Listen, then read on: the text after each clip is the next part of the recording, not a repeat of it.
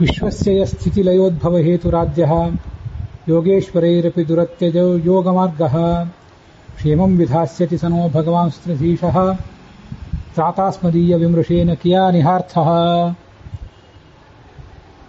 ಶ್ರೀ ಗುರುಭ್ಯೋ ನಮಃ. ಭಾಗವತ ಸಾರೋದ್ಧಾರದ 283ನೇ ಶ್ಲೋಕ ನಾವಿವತ್ತು ನೋಡಬೇಕಾದದ್ದು. ಭಾಗವತದಲ್ಲಿದು 3ನೇ ಸ್ಕಂದದ 17ನೇ ಅಧ್ಯಾಯದ 37ನೇ ಶ್ಲೋಕ.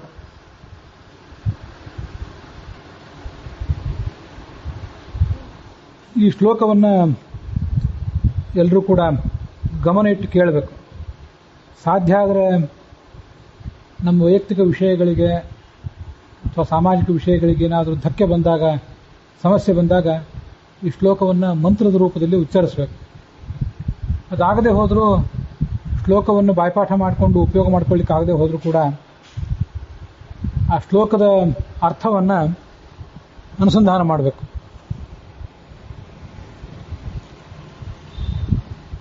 ಅನೇಕ ಜನ ಹಿರಿಯ ವಿದ್ವಾಂಸರ ಮುಖದಿಂದ ಅದನ್ನು ಕೇಳಿದ್ದೇನೆ.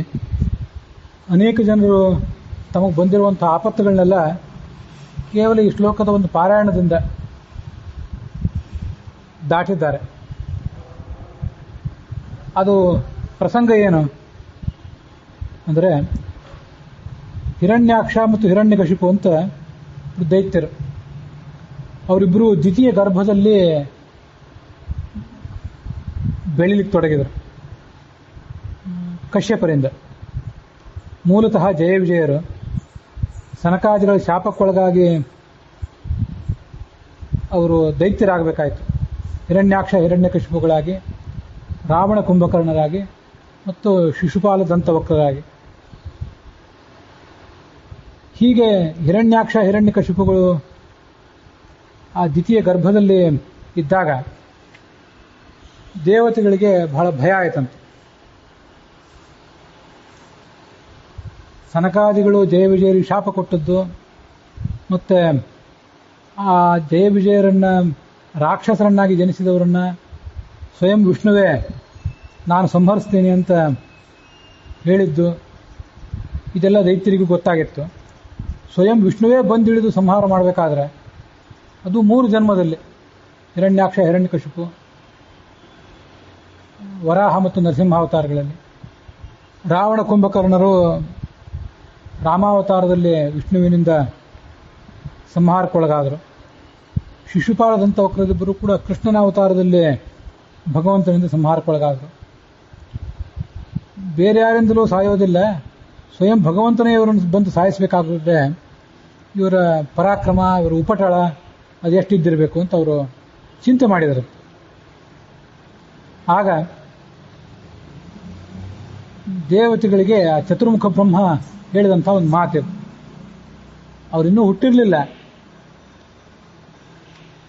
ಇನ್ನೂ ಅವರ ಉಪಟಳ ಪ್ರಾರಂಭ ಆಗಿರಲಿಲ್ಲ.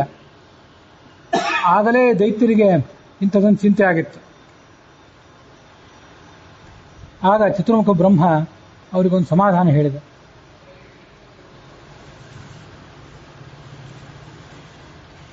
ಈ ಹಿರಣ್ಯಾಕ್ಷ ಹಿರಣ್ಯಕಶಿಪುಗಳಿಬ್ಬರೂ ಕೂಡ ಹುಟ್ಟುವವರಿದ್ದಾರೆ, ಜಗತ್ತಿಗೆಲ್ಲ ಉಪಟಳ ಕೊಡುವವರಿದ್ದಾರೆ, ಎಲ್ಲ ಸರಿ.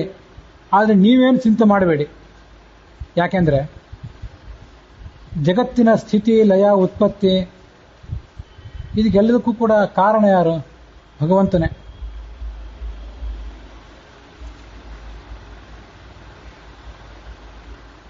ಮತ್ತೆ ನಮಗೆ ಯಾರಿಗೂ ತಿಳಿಯದಂಥ ಉಪಾಯಗಳು ಅವನಿಗೆ ಗೊತ್ತಿರ್ತವೆ. ಯಾವುದೇ ಆಪತ್ತು ಬಂದಾಗ ಆಪತ್ತನ್ನು ಹೇಗೆ ದಾಟಬೇಕು, ಜಗತ್ತಿಗೆ ಬಂದಂಥ ವಿಪತ್ತನ್ನು ಹೇಗೆ ಪರಿಹರಿಸಬೇಕು ಅನ್ನುವುದೆಲ್ಲ ಉಳಿದವರಿಗೆ ಗೊತ್ತಿಲ್ಲದೆ ಹೋದರೂ ಕೂಡ ಸ್ವಯಂ ಭಗವಂತನಿಗೆ ಗೊತ್ತಿರ್ತದೆ. ಕ್ಷೇಮಂ ವಿಧಾಸ್ಯತೆ, ಅವನು ನಮಗೆ ಕ್ಷೇಮ ಮಾಡ್ತಾನೆ. ತ್ರ್ಯಧೀಶಃ, ಅವನನ್ನು ತ್ರ್ಯಧೀಶ ಅಂತ ಹೇಳ್ತಾರೆ. 3ಕ್ಕೆ ಅವನ ಅಧೀಶ ಅಂತ. ಯಾವ 3ಕ್ಕೆ? ಒಂದು ಸೃಷ್ಟಿ, ಪಾಲನೆ ಮತ್ತು ನಾಶ, ಅದಕ್ಕೆ ಅಧೀಶ ಒಂದರ್ಥ. ಇನ್ನೊಂದು ಸತ್ವ ರಜಸ್ಸು ತಮಸ್ಸು ಈ 3 ಗುಣಗಳಿಗೆ ಅಧೀಶ.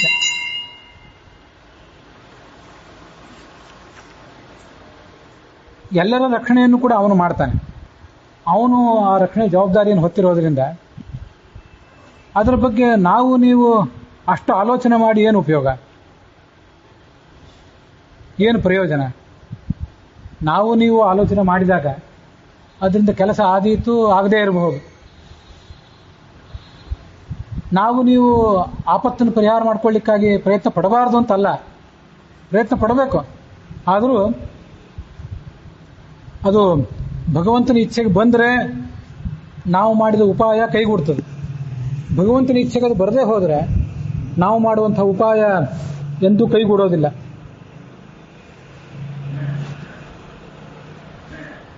ಹೀಗೆ ನಮ್ಮ ಪ್ರಯತ್ನ ನಾವು ಮಾಡಬಾರ್ದಂತಲ್ಲ, ಆದರೂ ನಮ್ಮ ಪ್ರಯತ್ನಕ್ಕಿಂತ ಹೆಚ್ಚಾಗಿ ಭಗವಂತನ ಸರ್ವ ರಕ್ಷಕತ್ವವನ್ನು ನಾವು ನಂಬಬೇಕು. ತುಂಬ ಸುಂದರವಾದಂಥ ಒಂದು ಶ್ಲೋಕ, ದಿವಸ ನಾನು ಕೂಡ ಹೇಳ್ತಿರ್ತೇನೆ. ಅನೇಕ ಬಾರಿ ದೇವರಿಗೆ ನಮಸ್ಕಾರ ಮಾಡುವಾಗ, ಪ್ರದಕ್ಷಿಣೆ ಹಾಕುವಾಗ, ಮಂಗಳಾರತಿ ಮಾಡುವಾಗ ಬೇರೆ ಬೇರೆ ಶ್ಲೋಕಗಳನ್ನ ಹೇಳ್ತಿರ್ತೇವೆ. ಆ ಬೇರೆ ಬೇರೆ ಶ್ಲೋಕಗಳನ್ನು ಹೇಳುವುದಲ್ಲದೇ ಈ ಒಂದು ಶ್ಲೋಕವನ್ನು ಕೂಡ ಹೇಳಬೇಕು. ಭಗವಂತನನ್ನ 3ಕ್ಕೆ ಕಾರಣ ಅಂತ ಇಲ್ಲಿ ಉಪಾಸನೆ ಮಾಡಿದ ಹಾಗಾಯ್ತು. ಮತ್ತೆ ಎಲ್ಲವನ್ನೂ ಕೂಡ ಅವನೇ ಮಾಡ್ತಾನೆ. ಆದ್ದರಿಂದ ನಾವೇನು ಭಯ ಪಡಬೇಕಾದ್ದಿಲ್ಲ.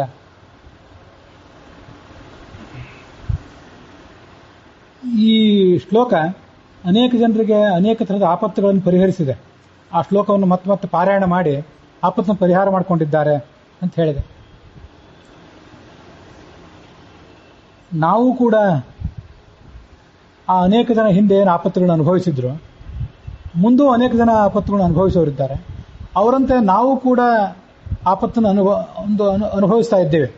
ನಮಗೂ ಕೂಡ ಕಣ್ಮುಂದೆ ಒಂದು ಆಪತ್ತಿದೆ. ಆ ಆಪತ್ತು ಅಂತ ತಿಳ್ಕೊಂಡ್ರೆ ಆಪತ್ತು ಅಲ್ಲದೆ ಹೋದರೆ ಅದು ಆಪತ್ತಲ್ಲ. ಹಿರಣ್ಯಾಕ್ಷ ಹಿರಣ್ಯಕಶಿಪುಗಳಿಬ್ಬರೂ ಕೂಡ ದೈತ್ಯರು. ಕಶ್ಯಪ ಋಷಿಯಿಂದ ದಿತಿ ದೇವಿಯ ಗರ್ಭದಲ್ಲಿ ಹುಟ್ಟಿದವರು.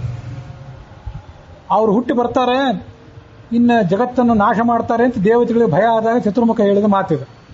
ಇದನ್ನು ಗಮನಿಸಿ. ಇಬ್ಬರು ದೈತ್ಯರು. ಆ ಇಬ್ಬರು ದೈತ್ಯರು ಒಂದು ಬಾರಿ ಹಿರಣ್ಯಾಕ್ಷ ಹಿರಣ್ಯಕಶಿಪುಗಳಾಗಿ, ಮತ್ತೊಮ್ಮೆ ರಾವಣ ಕುಂಭಕರ್ಣರಾಗಿ, ಇನ್ನೊಮ್ಮೆ ಶಿಶುಪಾಲದಂತ ವಕ್ರರಾಗಿ ಜಗತ್ತನ್ನು ಪೀಡಿಸಿದರು. ಆ ಹೆಸರು ಹಿರಣ್ಯಾಕ್ಷ ಹಿರಣ್ಯಕಶಿಪ, ರಾವಣ ಕುಂಭಕರ್ಣ ಶಿಶುಪಾಲದಂತ ವಕ್ರರು, ಆ ಹೆಸರನ್ನು ಹೊತ್ತ ದೈತ್ಯರು ಆವತ್ತು 3 ಅವತಾರ ಮಾಡಿದ್ರು. ಅವರು ಹೋದರು. ಆದರೆ ಆ ಹೆಸರು ಹೋಯಿತು, ಆ ದೇಹವೂ ಹೋಯಿತು. ಆದರೆ ಆ ಸ್ವಭಾವ, ದುಷ್ಟ ಸ್ವಭಾವ ಅದು ಯಾವ ಕಾಲಕ್ಕೂ ಇದ್ದದ್ದೇ. ಹಿರಣ್ಯಾಕ್ಷ ಹಿರಣ್ಯಕಶಿಪುಗಳು, ರಾವಣ ಕುಂಭಕರ್ಣರು, ಶಿಶುಪಾಲದಂತ ವಕ್ರರು ಯಾವತ್ತೂ ಕೂಡ ಇದ್ದೇ ಇರ್ತಾರೆ. ಇವತ್ತಿಗೂ ಇದ್ದಾರೆ ಅಂತ ನಾವು ಭಯಭೀತರಾಗಬೇಕಾದ ಕಾರಣ ಇಲ್ಲ.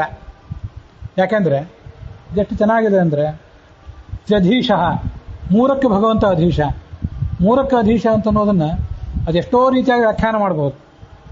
ಇಲ್ಲಿ ವ್ಯಾಖ್ಯಾನ ಮಾಡಿದ್ದು ಜಗತ್ತಿನ ಸೃಷ್ಟಿ, ಪಾಲನೆ ಮತ್ತು ನಾಶಕ್ಕೆ ಅವನ ಕಾರಣ ಅಂತೇಳಿ. 3 ಅಂದರೆ ಅದು 3 ಅಂದರೆ ಉತ್ಪತ್ತಿ, ಪಾಲನೆ, ನಾಶ ಮಾತ್ರ ಅಲ್ಲ. ಭೂತಕಾಲ, ವರ್ತಮಾನ ಕಾಲ, ಭವಿಷ್ಯಕಾಲ, ಈ 3ಕ್ಕೂ ಅವನೇ ಅಧಿಪತಿ. ಹಿಂದೆ ಅದೆಷ್ಟೋ ಜನ ರಾಕ್ಷಸರು ಹುಟ್ಟೇ ಇದ್ರು. ಅವ್ರನ್ನೆಲ್ಲರನ್ನೂ ಸದೆ ಬಡ್ದಿದ್ದಾನೆ ಭಗವಂತ. ಈಗೂ ಆ ಸ್ವಭಾವದ ಜನ ಇದ್ದೇ ಇದ್ದಾರೆ, ಮುಂದೂ ಇದ್ದೇ ಇದ್ದಾರೆ. ರಾಕ್ಷಸರು ಒಂದು ಕೈಯಲ್ಲಿ ಖಡ್ಗ ಹಿಡ್ಕೊಂಡು ನೋಡ್ಲಿಕ್ಕೆ ತೀರಾ ವಿಕಾರವಾಗಿದ್ದು ಗರ್ಜನೆ ಮಾಡ್ತಾನೆ ಇರ್ತಾರೆ ಅಂತಿಲ್ಲ. ನೋಡ್ಲಿಕ್ಕೆ ಬಹಳ ನಯವಾಗಿ ಮಾತಾಡೋರೇ ಇರ್ತಾರೆ. ಕೈಯಲ್ಲಿ ಖಡ್ಗ ಏನೋರು ಇರೋದಿಲ್ಲ, ಆದರೆ ನಾಲಿಗೆ ಖಡ್ಗಕ್ಕಿಂತ ಹರಿತವಾಗಿರ್ತದೆ. ಅಂಥ ವ್ಯಕ್ತಿಗಳು ಕೂಡ ಎಲ್ಲ ಕಾಲಕ್ಕೂ ಇದ್ದೇ ಇರ್ತಾರೆ, ಮುಂದೂ ಇರ್ತಾರೆ. ಹಿಂದೆನೂ ಅನೇಕ ಜನ ರಾಕ್ಷಸರನ್ನು ನಾಶ ಮಾಡಿದ್ದಾನೆ ಭಗವಂತ. ಕೆಲವು ಬಾರಿ ತಾನು ನಾಶ ಮಾಡಿದ್ದಾನೆ, ಕೆಲವು ಬಾರಿ ಇನ್ನೊಬ್ಬರಿಂದ ನಾಶ ಮಾಡಿಸಿದ್ದಾನೆ. ಈಗಲೂ ಮಾಡಿಸ್ತಾನೆ. ನೀವು ಯಾಕೆ ಚಿಂತೆ ಮಾಡ್ತೀರಿ? ಸ್ವಯಂ ಚತುರ್ಮುಖ ಬ್ರಹ್ಮ ಅಂದರೆ ಎಲ್ಲರ ಹಣೆ ಬರಹವನ್ನು ಬರೆಯುವಂಥ ದೇವತೆ. ಎಲ್ಲರನ್ನೂ ಸೃಷ್ಟಿ ಮಾಡುವವನು ಅವನು, ಎಲ್ಲರನ್ನೂ ಪಾಲನೆ ಮಾಡುವವನು ವಿಷ್ಣು, ಎಲ್ಲರನ್ನೂ ನಾಶ ಮಾಡುವವನು ರುದ್ರ. ಎಲ್ಲರನ್ನು ಸೃಷ್ಟಿ ಮಾಡುವಂಥ ಚತುರ್ಮುಖ ದೇವತೆಗಳನ್ನು ಅವನೇ ಸೃಷ್ಟಿ ಮಾಡಿದ, ಹಿರಣ್ಯಾಕ್ಷ ಹಿರಣ್ಯಕಶಿಪುಗಳನ್ನು ಅವನೇ ಸೃಷ್ಟಿ ಮಾಡಬೇಕಲ್ಲ. ಮತ್ತೆ ಎಲ್ಲರನ್ನೂ ಪಾಲಿಸುವವನು ಯಾರು? ವಿಷ್ಣು ಎಲ್ಲರನ್ನೂ ಪಾಲಿಸ್ತಾನೆ, ದೇವತೆಗಳನ್ನು ಪಾಲಿಸ್ತಾನೆ, ನಮ್ಮನ್ನೂ ಪಾಲಿಸ್ತಾನೆ. ಹಿರಣ್ಯಾಕ್ಷ ಹಿರಣ್ಯಕಶಿಪುಗಳನ್ನು ಕೂಡ ಅವನೇ ಪಾಲಿಸ್ಬೇಕಲ್ಲ. ನಾಶ ಮಾಡುವವನು ನಮ್ಮದೂ ಕೂಡ ಒಂದು 70-80 ವರ್ಷ ಆದ್ಮೇಲೆ ನಮ್ಮದು ನಾಶ ಆಗಲೇಬೇಕು. ನಾವೇನು ರಾಕ್ಷಸರಲ್ಲದೆ ಇರಬಹುದು, ಆದರೆ ನಮ್ಮದು ಕೂಡ ಒಂದು ಹಂತದಲ್ಲಿ ನಾಶ ಆಗಲೇಬೇಕು. ಒಂದು ಕಾಲದ ನಂತರ ಬದುಕಿರುವುದು ಯಾರಿಗೂ ಬೇಡ. ರಾಕ್ಷಸರು ಮಾತ್ರ ಅಲ್ಲ, ಒಂದು ಕಾಲದ ನಂತರ ಯಾರೂ ಬದುಕೋದು ಬೇಡ. ಸೃಷ್ಟಿಗೆ, ಪಾಲನೆಗೆ, ನಾಶಕ್ಕೆ ಅವನೇ ಕಾರಣ. ಭೂತಕಾಲಕ್ಕೆ, ವರ್ತಮಾನ ಕಾಲಕ್ಕೆ, ಭವಿಷ್ಯತ್ ಕಾಲಕ್ಕೂ ಅವನೇ ಕಾರಣ. ಸತ್ವರಜಸ್ತಮ ಗುಣಗಳಿಗೂ ಅವನೇ ಕಾರಣ. ನಮ್ಮ ಜಾಗೃತ ಅವಸ್ಥೆ, ಎಚ್ಚರದ ಅವಸ್ಥೆ, ಕನಸು, ನಮ್ಮ ನಿದ್ರೆ, ಇದಕ್ಕೂ ಅವನೇ ಕಾರಣ. ಮೂರಕ್ಕೆ ಕಾರಣ ಅಂದರೆ ಈ ಮೂರಕ್ಕೆ ಅವನ ಕಾರಣ ಅಂತ ಈ ಭಗವಂತನನ್ನು ಉಪಾಸನೆ ಮಾಡಬೇಕು. ನಮಗೆ ಅದು ಗೊತ್ತಿರುವಂತೆ. ಹಾಗೆ ಇವತ್ತು ನಮಗೊಂದು ಆಪತ್ತು ಬಂದಿದೆ. ಆ ಆಪತ್ತಿನಿಂದಲೂ ಅವನೇ ಪರಿಹಾರ ಮಾಡ್ತಾನೆ. ಹಿರಣ್ಯಾಕ್ಷ ಹಿರಣ್ಯಕಶಿಪುಗಳು ಅಂದ್ರೆ ಏನು? ಹಿಂದೆ ಒಂದೆರಡು ಬಾರಿ ಅದನ್ನು ನೋಡಿದ್ದೀವಿ. ಹಿರಣ್ಯ ಅಂದ್ರೆ ಬಂಗಾರ, ಅಕ್ಷ ಅಂದ್ರೆ ಕಣ್ಣು. ಯಾವತ್ತೂ ಬಂಗಾರದ ಕಡೆಗೇನೆ ಕಣ್ಣು, ಅಧಿಕಾರದ ಕಡೆಗೆ, ಅಧಿಕಾರದ ಸ್ಥಾನದ ಕಡೆಗೇನೆ ಕಣ್ಣು. ಏನು ಮಾಡಿ ಅಧಿಕಾರ ಗೆಲ್ಲಲಿ, ಏನು ಮಾಡಿ ಅಧಿಕಾರ ಉಳಿಸ್ಕೊಳ್ಳಿ, ಅಧಿಕಾರ ಉಳಿಸ್ಕೊಳ್ಳಿಕ್ಕೋಸ್ಕರ ಏನು ದುರುಪಾಯಗಳನ್ನೆಲ್ಲ, ಕೆಟ್ಟ ಉಪಾಯಗಳನ್ನೆಲ್ಲ ಮಾಡಲಿ ಅಂತ ಯಾವಾಗಲೂ ಅದರ ಕಡೆಗೇನೆ ಕಣ್ಣಿದ್ದವರು, ಅವರನ್ನು ಹಿರಣ್ಯಾಕ್ಷರು ಅನ್ಬೇಕು. ಈ ಹಿಂದೆ ಅನೇಕ ಕಡೆ ನೋಡಿದ್ದೇವೆ. ರಾಮಾಯಣ ಮಹಾಭಾರತದ ಕಥೆಗಳು ಕೇವಲ ಯಾವುದೋ ರಾಜರ ರಾಕ್ಷಸರ ಕಥೆಗಳು ಮಾತ್ರ ಅಲ್ಲ, ಅವೆಲ್ಲ ನಮ್ಮ ಅಂತರಂಗದಲ್ಲಿ ನಡೆಯುವಂಥ ದುಷ್ಟಶಕ್ತಿಗಳು ಸಚ್ಚಕ್ತಿಗಳ ನಡುವಿನ ಒಂದು ಕದನದ ಸಂಕೇತ ಅವು. ಆದ್ದರಿಂದ ಹಿರಣ್ಯಾಕ್ಷ ನಮ್ಮೊಳಗೂ ಇರ್ತಾನೆ, ನಮ್ಮ ಸುತ್ತಮುತ್ತಲೂ ಇರ್ತಾನೆ. ಯಾವತ್ತೂ ಸಂಪತ್ತಿನ ಕಡೆಗೆ, ಅಧಿಕಾರದ ಕಡೆಗೆ ಕಣ್ಣಿದ್ದವನು. ಅಂಥವನನ್ನ ಈ ಭಗವಂತ ವರಾಹ ರೂಪ ತಾಳಿ ನಾಶ ಮಾಡ್ತಾನೆ. ಹಿರಣ್ಯಾಕ್ಷ ಏನು ಮಾಡಿದ್ದ? ಇಡೀ ಭೂಮಿಯೆಲ್ಲ ನಂದೇ ಅಂದಿದ್ದ. ಇಡೀ ಭೂಮಂಡಲದ ಆಡಳಿತ ಎಲ್ಲ ತನಗೇ ಬೇಕು ಅಂತ, ಆ ಭೂಮಿಯನ್ನು ತನ್ನ ಕೈಯಲ್ಲಿ ಇಟ್ಕೊಳ್ಬೇಕು ಅಂತ ಅವನು ಮುಚ್ಚಿಟ್ಟು ಬಿಟ್ಟಿದ್ದ. ಅಂಥವನನ್ನು ವರಾಹ ರೂಪ ತಾಳೆ, ಭೂಮಿಯ ಪತಿ ವರಾಹ, ಭೂವರಾಹ ಅಂತಾರೆ ಅವನು. ವರಾಹ ರೂಪ ತಾಳೆ ಅವನು ನಾಶ ಮಾಡಿದ. ಹಿರಣ್ಯಕಶಿಪು ಅಂತ ಇನ್ನೊಬ್ಬ. ಹಿರಣ್ಯಕಶಿಪು ಅಂದ್ರು ಇಬ್ಬರ ಹೆಸರಿನಲ್ಲೂ ಹಿರಣ್ಯ ಇದೆ. ಅಧಿಕಾರ, ಸ್ಥಾನ, ಮಾನ ಇವು ಇಬ್ಬರ ಹೆಸರಲ್ಲೂ ಇವೆ. ಅಕ್ಷ ಅಂದ್ರೆ ಕಣ್ಣು, ಕಶಿಪು ಅಂದ್ರೆ ಮಂಚ ಅಥವಾ ಆಸನ, ಕೂತ್ಕೊಳ್ಳುವ ಆಸನ ಅಥವಾ ತಲೆದಿಂಬು. ಮಂಚದ ಕೆಳಗೆಲ್ಲ ದುಡ್ಡು ಇಟ್ಕೊಂಡು ಮಲಗುವವನು. ದುಡ್ಡು ಗಳಿಸಿ ಗಳಿಸಿ ಭ್ರಷ್ಟಾಚಾರ ಮಾಡಿ, ಸ್ವಜನ ಪಕ್ಷಪಾತ ಮಾಡಿ ಮಾಡಿ ದುಡ್ಡು ಎಲ್ಲಿಡಬೇಕು, ಇನ್ನು ಯಾವ ಬ್ಯಾಂಕಿನಲ್ಲಿ ಇಟ್ಕೋಬೇಕು ಅಂತ ಗೊತ್ತಾಗದೇ ಇದ್ದಾಗ, ಯಾವ ಬ್ಯಾಂಕಿನವರು ನಿಮ್ಮ ದುಡ್ಡು ನಮಗೆ ಬೇಡ ಅಂತ ಅನಿಸಿದಾಗ, ಕೊನೆಗೆ ನಾವು ಮಲಗುವ ಜಾಗದಲ್ಲಿ, ಸ್ನಾನ ಮಾಡುವ ಜಾಗದಲ್ಲಿ, ಶೌಚಕ್ಕೆ ಹೋಗುವ ಜಾಗದಲ್ಲೆಲ್ಲ ದುಡ್ಡು ಇಟ್ಕೊಂಡವ್ರು ಇರ್ತಿರ್ತಾರೆ. ಹಾಸಿಗೆ ತೂತು ಮಾಡಿದ್ರೆ ಅಲ್ಲೆಲ್ಲ ದುಡ್ಡು ಇರ್ತಿರ್ತಾರೆ. ಅವನೇ ಕಶಿಪು, ಹಿರಣ್ಯ ಕಶಿಪು ಅಂದ್ರೆ ಅವನೇ. ಆ ಕಾಲಕ್ಕೂ ಇದ್ರು, ಈ ಕಾಲಕ್ಕೂ ಅವ್ರು ಇರ್ತಿರ್ತಾರೆ. ಅವ್ರ ತಂದೆ ತಾಯಿಂದ್ರೆ ಅಂತವ್ರು, ಮತ್ತೆ ಇಬ್ರು ಒಳ್ಳೆಯವರು. ಋಷಿ ಅವನು, ಕಶ್ಯಪ ಋಷಿ, ಋಷಿಯ ಮಗನಾಗಿ ಇವನು ಹುಟ್ಟುಬಿಟ್ಟ. ಇಂಥ ದುಷ್ಟರು. ಹೀಗೆ ಹಿರಣ್ಯಾಕ್ಷ ಹಿರಣ್ಯಕಶಿಪುಗಳು ಆ ಕಾಲಕ್ಕೂ ಇದ್ರು, ಅವ್ರು ಈ ಕಾಲಕ್ಕೂ ಇರ್ತಾರೆ. ಉಪಟಳ ಕೊಡ್ತಿರ್ತಾರೆ ಎಲ್ರಿಗೂ ಕೂಡ. ಅಂಥವ್ರನ್ನ ಧರ್ಮದ ನಿರ್ಮೂಲನೆ ಮಾಡ್ಲಿಕ್ಕೆ ಹೊರಟಂಥವ್ರನ್ನ ಸ್ವಯಂ ಭಗವಂತ ಬಂದು ನಾಶ ಮಾಡ್ತಾನೆ. ಆದರೆ ನಮಗೊಂದು ವಿಷಯ ಗೊತ್ತಿರಬೇಕು, ಭಗವಂತ ಕಾಪಾಡ್ತಾನೆ ಅಂತಂತೀರಿ, ಇಲ್ಲಿ ಇದೇ ಶ್ಲೋಕ ಅದು ಹೇಳ್ತದೆ. ಕ್ಷೇಮಂ ವಿಧಾಸ್ಥಿತಿ ಸನಃ, ಇಡೀ ಜಗತ್ತಿಗೂ, ನಮಗೂ ನಿಮಗೂ ಎಲ್ಲರಿಗೂ ಯಾರಿಗೆ ಕ್ಷೇಮ? ನಹ ಅಂತ ಹೇಳ್ತದೆ. ನಮಗೊಬ್ಬರಿಗೆ ಕ್ಷೇಮನ? ಯಾವತ್ತೂ ಕೂಡ ನಮ್ಮೊಬ್ಬರಿಗೆ ಕ್ಷೇಮವನ್ನು ನಮ್ಮ ಜನ ಪ್ರಾರ್ಥನೆ ಮಾಡಲಿಲ್ಲ.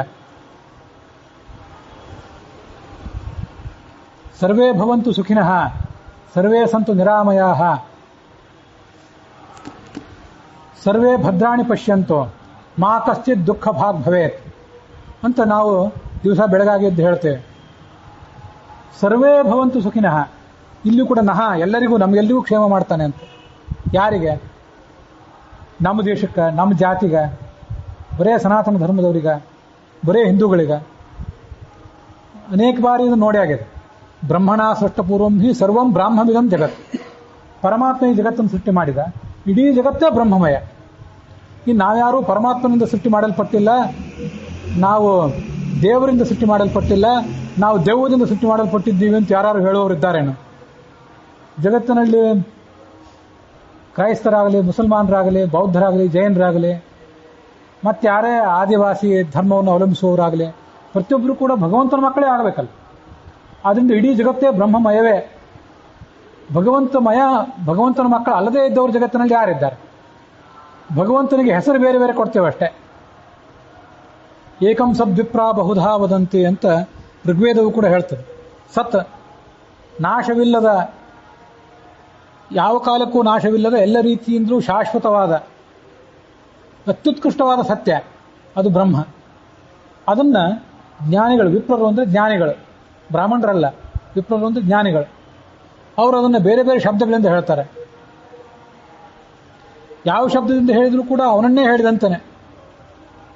ವಿಷ್ಣು ಅಂತ ಶಬ್ದ ಹೇಳಿದಂತ ಹೇಳಿದರೆ ಎಲ್ಲ ಕಡೆ ವ್ಯಾಪಿಸಿರುವವನು ಅಂತ ಅರ್ಥ ವಿಷ್ಣು ಅನ್ನೋ ಶಬ್ದಕ್ಕೆ. ಗಾಡ್ ಅಂದರೆ ಅವನು ದೇವತೆ ಅಂತ ಅರ್ಥ. ಗಾಡ್ ಅನ್ನೋ ಶಬ್ದದಲ್ಲಿ ಜನರೇಟರ್, ಜಿ ಅಂದರೆ ಜನರೇಟರ್, ಜಗತ್ತನ್ನು ಸೃಷ್ಟಿಸಿದವನು. ಓ ಅಂದರೆ ಆಪರೇಟರ್, ಜಗತ್ತನ್ನು ಪಾಲಿಸುವವನು. ಡಿ ಅಂದರೆ ಡೆಸ್ಟ್ರಾಯರ್, ಜಗತ್ತು ನಾಶ ಮಾಡುವವನು ಅರ್ಥ ಅಡಗಿದೆ. ಕ್ರೈಸ್ತರು ಅದನ್ನು ಹೇಳ್ತಾರೋ ಇಲ್ಲೋ, ನಾವಂತೂ ಗಾಡ್ ಅನ್ನೋ ಶಬ್ದವನ್ನು ಕೇಳಿದಾಗ ಇದನ್ನು ಹೇಳ್ತೇವೆ. ಅಲ್ಲ ಅಂತ ಮುಸಲ್ಮಾನರು ಹೇಳ್ತಾರೆ. ಅಕ್ಕ, ಅಲ್ಲ, ಇವೆಲ್ಲ ಶಬ್ದ ಹಿರಿಯ, ಪಾಲನೆ ಮಾಡುವವನು ಅನ್ನೋ ಅರ್ಥವನ್ನು ಹೇಳ್ತವೆ. ಆದ್ರಿಂದ ನಮ್ಮ ಅಕ್ಕ ಅಂತ ಹೇಳ್ತೀವಲ್ಲ ನಾವು ಯಾರನ್ನಾದ್ರು, ಅಕ್ಕ ಅಂತ ಹೇಳಿದ್ರೆ ನಮ್ಮನ್ನು ಪಾಲನೆ ಮಾಡುವವಳು ಅಂತ ಅರ್ಥ. ಅಲ್ಲ ಅಂದರೆ ಅವನು ಕೂಡ ನಮ್ಮನ್ನು ಪಾಲನೆ ಮಾಡುವವನು ಅಂತ ಅರ್ಥ. ಹೀಗೆ ಯಾವ ಶಬ್ದದಿಂದ ಕರೆದ್ರೂ ಅದು ದೇವರನ್ನೇ ತಲುಪಬೇಕು. ನಮ್ಮ ದೇವರು ಎಲ್ಲ ಶಬ್ದಗಳಿಂದಲೂ ವಾಚ್ಯನಲ್ಲ, ನಮ್ಮ ದೇವರಿಗೊಂದು ನಿರ್ದಿಷ್ಟವಾದ ಶಬ್ದನೇ ಬೇಕು ಅಂತೇನೂ ಇಲ್ಲ. ನಿಮ್ಮನ್ನ ಅಥವಾ ನಮ್ಮ ದೇಶದ ಪ್ರಧಾನಮಂತ್ರಿಯನ್ನ, ರಾಷ್ಟ್ರಪತಿಯನ್ನ ಒಂದೇ ಶಬ್ದದಿಂದ ಕರಿಬೇಕು. ಒಂದು ಶಬ್ದ ಬಿಟ್ಟು ಮತ್ತೊಂದು ಯಾವುದೋ ಶಬ್ದದಿಂದ ಕರೆದ್ರೆ ಪ್ರಧಾನಮಂತ್ರಿ ಅನ್ಬೋದು, ಪ್ರೈಮ್ ಮಿನಿಸ್ಟರ್ ಅನ್ಬೋದು, ಪ್ರೀಮಿಯರ್ ಅನ್ಬೋದು. ಆದರೆ ಅವನಿಗೆ ತಂದೆ ತಾಯಿ ಅಂದ್ರೆ ಇಟ್ಟು ಹೆಸರನ್ನು ಬಿಟ್ಟರೆ ಬೇರೆ ಯಾವ್ದಾದ್ರು ಹೆಸರು ಕರೆದ್ರೆ ಅವನಿಗೆ ವಾಚಕ ಆಗೋದಿಲ್ಲ. ಭಗವಂತನಿಗೆ ವಾಚಕ ಅಲ್ಲದೆ ಇರುವ ಶಬ್ದವೇ ಇಲ್ಲ. ಸಂಸ್ಕೃತ ಭಾಷೆ, ಕನ್ನಡ ಭಾಷೆ, ಪರ್ಷಿಯನ್ ಭಾಷೆ, ಇಂಗ್ಲಿಷ್ ಭಾಷೆ, ಅವೆಲ್ಲದಕ್ಕೂ ಮೂಲವಾದ ಹಿಬ್ರೂ ಭಾಷೆ, ಎಲ್ಲ ಭಾಷೆಗಳ ಎಲ್ಲ ಶಬ್ದಗಳಿಂದಲೂ ಅವನೇ ವಾಚ್ಯ ಆಗಬೇಕು. ಆದ್ದರಿಂದ ನಹ ಕ್ಷೇಮಂ ವಿಧಾತಿ, ನಮಗೆಲ್ಲರಿಗೂ ಕ್ಷೇಮ ಮಾಡ್ತಾನೆ. ಸರ್ವೇ ಭದ್ರಾಣಿ ಪಶ್ಯಂತು, ಎಲ್ಲರೂ ಒಳ್ಳೆಯದನ್ನೇ ಕಾಣುವಂತಾಗಲಿ, ಯಾರಿಗೂ ಕೆಟ್ಟದ್ದೇನೂ ಕಾಣದೇ ಇರಲಿ. ಮಾ ಕಶ್ಚಿತ್ ದುಃಖ ಭಾಗ್ ಭವೇತ್, ದುಃಖ ಯಾರಿಗೂ ಆಗದೇ ಇರಲಿ. ಸರ್ವೇ ಭವಂತು ಸುಖಿನಃ, ಎಲ್ರಿಗೂ ಸುಖ ಆಗಲಿ. ಸರ್ವೇ ಸಂತು ನಿರಾಮಯ, ಆಮಯ ಅಂದರೆ ದೈಹಿಕ ರೋಗ ಮತ್ತು ಮಾನಸಿಕ ರೋಗ. ದೈಹಿಕ ರೋಗ, ಮಾನಸಿಕ ರೋಗ ಯಾರಿಗೂ ಬಂದು ತಟ್ಟದೇ ಇರಲಿ. ಈ ನಹ ಅಂದರೆ ನಮ್ಮ ದೇಶ, ಕೇವಲ ನಮ್ಮ ದೇಶ ಅಲ್ಲ, ಕೇವಲ ನಮ್ಮ ಜಾತಿ ಅಲ್ಲ, ಕೇವಲ ನಮ್ಮ ರಾಜ್ಯ ಅಲ್ಲ, ಕೇವಲ ನಮ್ಮ ಕುಟುಂಬ ಅಲ್ಲ, ಸಮಸ್ತ ಪ್ರಪಂಚ. ವಸುಧೈವ ಕುಟುಂಬಕಂ, ಇಡೀ ಭೂಮಿಯೇ ಒಂದು ಕುಟುಂಬ. ಭಗವಂತನ ಸೃಷ್ಟಿ ಏನೇನಿದೆ ಅದೆಲ್ಲವೂ ಕೂಡ ಕ್ಷೇಮವನ್ನು ಕಾಣಲಿ, ಅದಕ್ಕೆಲ್ಲದಕ್ಕೂ ಒಳ್ಳೇದಾಗಲಿ ಅಂತ ಅರ್ಥ. ಹೀಗೆ ಅವನು ಕ್ಷೇಮ, ನಿಮ್ಮ ಕ್ಷೇಮ ನಾನು ನೋಡ್ತೇನೆ. ದೇವರು ಹೀಗೆ ತಯಾರಾಗಿ ನಿಂತಿದ್ದಾನೆ. ನಿಮಗೇನು ಆಪತ್ತು ಬಂದರೂ ನಾನು ಅದನ್ನು ಪರಿಹಾರ ಮಾಡ್ತೇನೆ. ಮತ್ತು ಅವನೇ ಪರಿಹಾರ ಮಾಡಲಿಕ್ಕೆ ನಿಂತಾಗ ನೀವು ಬಹಳ ವಿಮರ್ಶೆ ಮಾಡಿ, ಬಹಳ ಆಲೋಚನೆ ಮಾಡಿ ಮಾಡುವುದೇನಿದೆ? ನಾವು ಆಲೋಚನೆ ಮಾಡೋಣ, ಬೇಡ ಅಂತಲ್ಲ, ನಮ್ಮ ಕರ್ತವ್ಯ ನಾವು ಮಾಡಬೇಕು. ಆದರೆ ನಮ್ಮ ಹಿಂದೆ ಅವನಿದ್ದಾನೆ ಅನ್ನುವಂಥ ಎಚ್ಚರ ಬೇಕು. ಒಂದು ಸಣ್ಣ ಕಥಾ ಈ ಹಿಂದೆ ಹೇಳಿದ್ದೆ. ರೈತ ಒಬ್ಬ ತನ್ನ ಬಂಡಿಯಲ್ಲಿ ಸಾಮಾನುಗಳು ತುಂಬಿಕೊಂಡು ಸಂತೆಗೆ ಹೊರಟಿದ್ದ. ಸಂತೆಗೆ ಹೊರಟಾಗ ಆ ಸಂತೆ ಮಾರ್ಗದಲ್ಲಿ ಆ ಬಂಡಿಯ ಒಂದು ಚಕ್ರ ಕೆಸರಿಗೆ ಸಿಕ್ಕಿತು. ಆ ಬಂಡಿ ಅಥವಾ ಎರಡೂ ಚಕ್ರ ಸಿಕ್ಕಿತೇನ. ಏನು ಮಾಡಿದ್ರು, ಎತ್ತುಗಳನ್ನು ಎಷ್ಟೇ ಪ್ರಚೋದಿಸಿದ್ರು ಬಂಡಿ ಮುಂದೆ ಹೋಗಲೇ ಇಲ್ಲ, ಗಾಡಿ ಮುಂದೆ ಹೋಗಲೇ ಇಲ್ಲ. ಅವನಲ್ಲೇ ಅಳ್ತಾ ಕೂತಿದ್ದ. ಅಲ್ಲಿ ಅವನಿಗೊಬ್ಬ ಸಾಧು ಸಿಕ್ಕ. ಯಾಕೆ ಅಳ್ತಾ ಕೂತಿದ್ದೆ ಅಂತ ಇವನು ಸಾಧು ಕೇಳಿದ್ರೆ ಇವನು ಹೇಳಿದ, ಬಂಡಿ ಸಿಕ್ಕೊಂಡು ಬಿಟ್ಟಿದೆ, ಆಗ್ತಾ ಇಲ್ಲ, ದೇವ್ರು ಬಂದು ಬಿಡಿಸ್ತಾನೆ ನೋಡಬೇಕು, ದೇವ್ರನ್ನ ಪ್ರಾರ್ಥನೆ ಮಾಡ್ತಾ ಇದ್ದೇನೆ, ದೇವ್ರು ಬರ್ತಾ ಇಲ್ಲ ಅಂತಂದ. ದೇವರು ನೀನೊಂದು ಪ್ರಯತ್ನ ಮಾಡಬೇಕು. ಮನುಷ್ಯನ ಪ್ರಯತ್ನ ಮತ್ತು ದೇವರ ಆಶೀರ್ವಾದ ಇವೆರಡೂ ಇರಬೇಕು. ಬಂಡಿಗೆ 2 ಚಕ್ರ ಇವೆಯಲ್ಲ, ಗಾಡಿಗೆ ಒಂದು ಚಕ್ರಕ್ಕೆ ನೀ ಕೈ ಹಾಕಿ ದೇವರ ಹೆಸರು ತಗೋ, ತಾನಾಗಿಯೇ ಈ ಕೆಲಸ ಆಗ್ತದೆ. ಇವನು ಬಂಡಿಯಿಂದ ಕೆಳಗೆ ಇಳದ. ಅದು ಬಂಡಿಯಲ್ಲಿ ಆರಾಮಾಗಿರೋದನ್ನು ಕುತ್ಕೊಂಡು ಬಿಟ್ಟು ಅಲ್ಲೇ ಕೂತು ದೇವ್ರ ಧ್ಯಾನ ಮಾಡ್ತಿದ್ದೇನು ಉಪಯೋಗ? ಕೆಳಗೆ ಇಳಿದು ಬರಬೇಕು. ಕೆಳಗೆ ಇಳಿದು ಬಂದು ದೇವರ ಹೆಸರು ತಗೊಂಡು ಒಂದು ಚಕ್ರಕ್ಕೆ ಕೈ ಹಾಕಿದೆ. ದೇವರು ಅದೃಶ್ಯನಾಗಿ ನಿಂತು ಮತ್ತೊಂದು ಚಕ್ರಕ್ಕೆ ಕೈ ಹಾಕಿದೆ. ಬಂಡಿ ಮೇಲೆ ಬಂತು, ಮುಂದೆ ಹೋದ, ತನ್ನ ಕೆಲಸ ಮಾಡ್ಲಿಕ್ಕೆ ಹೋದ. ಮನುಷ್ಯ ತನ್ನ ಪ್ರಯತ್ನ ಮಾಡಬಾರ್ದಂತಲ್ಲ, ಆದರೆ ಮಾಡುವ ಸಂದರ್ಭದಲ್ಲೇ ಭಗವಂತ ಇದನ್ನು ಮಾಡ್ತಾನೆ, ಭಗವಂತನಿಗೂ ಬೆಂಗಾವಲಾಗಿದ್ದಾನೆ. ಈ ಹಿಂದೆ ಅನೇಕ ಬಾರಿ ಧರ್ಮಕ್ಕೆ, ಸಂಸ್ಕೃತಿಗೆ, ಸಜ್ಜನಿಕೆಗೆ ಇಂಥ ಆಪತ್ತುಗಳು ಬಂದಾಗೆಲ್ಲ ಅವನು ಪರಿಹಾರ ಮಾಡಿಯೇ ಇದ್ದಾನೆ. ಈಗೂ ಪರಿಹಾರ ಮಾಡ್ತಾನೆ, ಮುಂದೂ ಮಾಡ್ತಾನೆ ಅಂತ ಆ ಭಗವಂತನ ಬಗ್ಗೆ ವಿಶ್ವಾಸ ತಾಳಬೇಕು. ತ್ರಧೀಶಃ, 3ಕ್ಕೆ ಅವನ ಅಧೀಶ ಅಂತ. ಯಾವ 3ಕ್ಕೆ? ಸತ್ವ, ರಜಸ್ಸು, ತಮಸ್ಸು. ಸತ್ವಗುಣ ಇದ್ದಲ್ಲಿ ಜ್ಞಾನ ಇರ್ತದೆ. ಎಲ್ಲಿಯಾದರೂ ಜ್ಞಾನ ಇದ್ರೆ ಯಾರಿಗಾದರೂ ಆ ಜ್ಞಾನ ಬಂದಿರುವುದು ಅವನಿಂದಲೇ. ರಜೋಗುಣದಿಂದ ಮನುಷ್ಯ ಕೆಲಸ ಮಾಡ್ತಾನೆ. ಕೆಲಸ ಮಾಡೋದು, ಆಸೆ ಮಾಡೋದು, ದುರಾಸೆ ಅಲ್ಲ, ಏನಾದ್ರು ಆಸೆ ಪಡೋದು. ಮನುಷ್ಯನಿಗೆ ಆಸೆ ಸಹಜ, ಅದನ್ನೆಲ್ಲ ರಜೋಗುಣದಿಂದ ಮಾಡ್ತಾನೆ. ತಮೋ ಗುಣದಿಂದ ಅಜ್ಞಾನ, ತಪ್ಪು ಜ್ಞಾನ, ಜ್ಞಾನದ ಕೊರತೆ, ತಪ್ಪು ಜ್ಞಾನ, ದುರಾಸೆ, ದುಷ್ಟತನ, ಇವೆಲ್ಲ ತಮೋಗುಣದ ಕಾರ್ಯಗಳು. ಸತ್ವ, ರಜಸ್ಸು, ತಮಸ್ಸು ಅನ್ನೋ ಈ 3 ಗುಣಗಳಿಂದ ಜಗತ್ತಿನ ಮೇಲೊಂದು ಮಾಯೆಯನ್ನು ಕವಿದು ಆ ಜಗತ್ತನ್ನು ಹೀಗೆಲ್ಲ ಆಟ ಆಡಿಸ್ತಾ ಇರೋವನು ಅವನೇ. ಜಗತ್ತಲ್ಲಿ ಯಾರಾದರೂ ಧರ್ಮವನ್ನು ನಾಶ ಮಾಡಿಬಿಡ್ತೇನೆ, ಜಗತ್ತನ್ನೆಲ್ಲ ನಾಶ ಮಾಡಿಬಿಡ್ತೇನೆ ಅಂತ ಹೊರಟಿದ್ರೆ ಅವರೊಳಗೂ ಸೂತ್ರಧಾರನಾಗಿ ನಿಂತಿರುವವನು ಅವನೇ. ಮತ್ತೊಬ್ಬರನ್ನು ಕರೆದು ನೀನು ಧರ್ಮವನ್ನು ಕಾಪಾಡು ಅಂತ ಹೇಳಿ ಆ ಧರ್ಮವನ್ನು ನಾಶ ಮಾಡಲಿಕ್ಕೆ ನಿಂತವರನ್ನು ಸೋಲಿಸಿ ಧರ್ಮವನ್ನು ರಕ್ಷಣೆ ಮಾಡಲಿಕ್ಕೆ ಬಂದವರಿಗೆ ಕೈ ಮೇಲಾಗುವಂತೆ ಮಾಡ್ತಾನಲ್ಲ, ಅವರೊಳಗೂ ಸೂತ್ರಧಾರನಾಗಿ ನಿಂತಿರುವವನು ಅವನೇ. ಯಾಕೆಂದರೆ ಸತ್ವ, ರಜಸ್ಸು, ತಮಸ್ಸು ಈ 3 ಗುಣಗಳಿಗೆ ಅವನೇ ಕಾರಣ. ನಾವು ಎಚ್ಚರದಿಂದಿದ್ದಾಗ, ಈಗ ನಾವು ಎಚ್ಚರದಿಂದಿದ್ದೀವಿ, ಈಗ ಏನೇನು ನೋಡ್ತಾ ಇದ್ದೀವಿ, ಇದಕ್ಕೆಲ್ಲ ಅವನೇ ಕಾರಣ. ಕೂತ್ಕೊಂಡು ಕನಸ್ಕೊಂಡ್ರೆ, ಮಲಗಿ ಕನಸ್ಕೊಂಡ್ರೆ ಆ ಕನಸುಗಳಿಗೂ ಅವನೇ ಕಾರಣ. ಮಲಗಿದ್ರೆ ಅದಕ್ಕೂ ಅವನೇ ಕಾರಣ. ಆತ್ಮ ಅಂತರಾತ್ಮ ಪರಮಾತ್ಮೇತಿ ಮೂರ್ತಿತ್ರಯಂ ಹರೇಹೇ ಜಾಗೃತ್ ಸ್ವಪ್ನ ಸುಷುಪ್ತ್ಯಾದೇಹೇ ಸೃಷ್ಟ್ಯಾದೇಶ್ಚ ನಿಯಾಮಕಂ ಅಂತ ಭಾಗವತ ತಾತ್ಪರ್ಯ ಹೇಳ್ತದೆ. ಆತ್ಮ, ಅಂತರಾತ್ಮ, ಪರಮಾತ್ಮ ಅಂತ ಈ 3 ರೂಪಗಳಿಂದ ಕ್ರಮವಾಗಿ ಎಚ್ಚರದ ಅವಸ್ಥೆ, ಸ್ವಪ್ನಾವಸ್ಥೆ ಮತ್ತು ಸುಷುಪ್ತಿ ಅಂದರೆ ಮಲಗುವುದು, ನಿದ್ರೆ ಮಾಡೋದು, ಈ 3 ಅವಸ್ಥೆಗಳಿಗೆ ಕಾರಣ. ಆತ್ಮ ಎಂಬ ರೂಪದಿಂದ ನಮ್ಮ ಎಚ್ಚರವನ್ನು ನೋಡ್ಕೋತಾನೆ, ಅಂತರಾತ್ಮ ಎಂಬ ರೂಪದಿಂದ ನಮ್ಮ ಕನಸನ್ನು ನೋಡ್ಕೋತಾನೆ, ಪರಮಾತ್ಮ ಎಂಬ ರೂಪದಿಂದ ನಮಗೆ ನಿದ್ದೆ ಬರುವಂತೆ ಮಾಡ್ತಾನೆ, ಮತ್ತೆ ಆತ್ಮ ಎಂಬ ರೂಪದಿಂದ ಸೃಷ್ಟಿ ಮಾಡ್ತಾನೆ, ಪರಮಾತ್ಮ ಎಂಬ ರೂಪದಿಂದ, ಮತ್ತೆ ಪರಮಾತ್ಮ ಅಲ್ಲ, ಅಂತರಾತ್ಮ ಎಂಬ ರೂಪದಿಂದ ಪಾಲನೆ ಮಾಡ್ತಾನೆ. ಅಂತರಾತ್ಮ ಅಂದರೆ ಒಳಗಿರುವವನು ಅಂತ. ಪರಮಾತ್ಮ ಎಂಬ ರೂಪದಿಂದ ಜಗತ್ತನ್ನು ನಾಶಪಡಿಸ್ತಾನೆ. ವಿಶ್ವ, ತೈಜಸ, ಪ್ರಾಜ್ಞೆ ಅಂದ್ರೂ ಇದೇ ಅರ್ಥ. ವಿಶ್ವ ಎಂಬ ರೂಪದಿಂದ ಎಚ್ಚರ ಮಾಡ್ತಾನೆ, ತೈಜಸ ಎಂಬ ರೂಪದಿಂದ ಕನಸು ಬರೆಸ್ತಾನೆ, ಪ್ರಾಜ್ಞೆ ಎಂಬ ರೂಪದಿಂದ ನಿದ್ರೆ ಮಾಡಿಸ್ತಾನೆ. ವಿಶ್ವ, ತೈಜಸ, ಪ್ರಾಜ್ಞೆ ಅಥವಾ ಆತ್ಮ, ಅಂತರಾತ್ಮ, ಪರಮಾತ್ಮ, ಇವೇ ರೂಪಗಳು. ಭಗವಂತನ ಒಂದೊಂದು ರೂಪಕ್ಕೆ ಆ ಹೆಸರು. ಆ ರೂಪದಿಂದ ಸೃಷ್ಟಿ, ಪಾಲನೆ, ನಾಶ, ಕನಸು, ಎಚ್ಚರ, ಕನಸು, ನಿದ್ರೆ ಇದನ್ನೆಲ್ಲ ಮಾಡ್ತಾನೆ. ಅದಕ್ಕೆ ತ್ರಧೀಶಃ. ಇದು ನಾನು ಸ್ವಲ್ಪ ವ್ಯಾಖ್ಯಾನವನ್ನು ವಿಸ್ತರಿಸಿದ್ದೇನೆ ಅಷ್ಟೆ. ಹೀಗೆ ಅವನ ತ್ರಾತ ಅವನು ಮಾಡ್ತಾನೆ.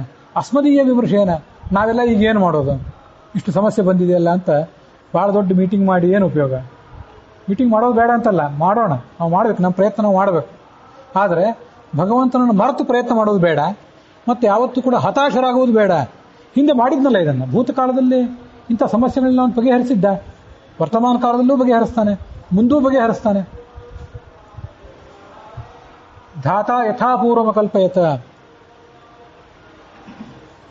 ಯಾಥಾತ್ಯತಃ ಅರ್ಥಾನ್ ವ್ಯತಧಾತ್ ಶಾಶ್ವತೀಭ್ಯ ಸಮಾಭ್ಯ. ಸೃಷ್ಟಿ ಇದು ಮೊದಲನೇದೇನಲ್ಲ, ಈ ಹಿಂದೆಯೂ ಸೃಷ್ಟಿ ಆಗಿತ್ತು, ಈ ಮುಂದೆನೂ ಸೃಷ್ಟಿ ಆಗ್ತದೆ. ಇಂಥ ಒಂದು ಬ್ರಹ್ಮಾಂಡ ಹಿಂದೆಯೂ ಇತ್ತು, ಮುಂದೆಯೂ ಇರ್ತದೆ.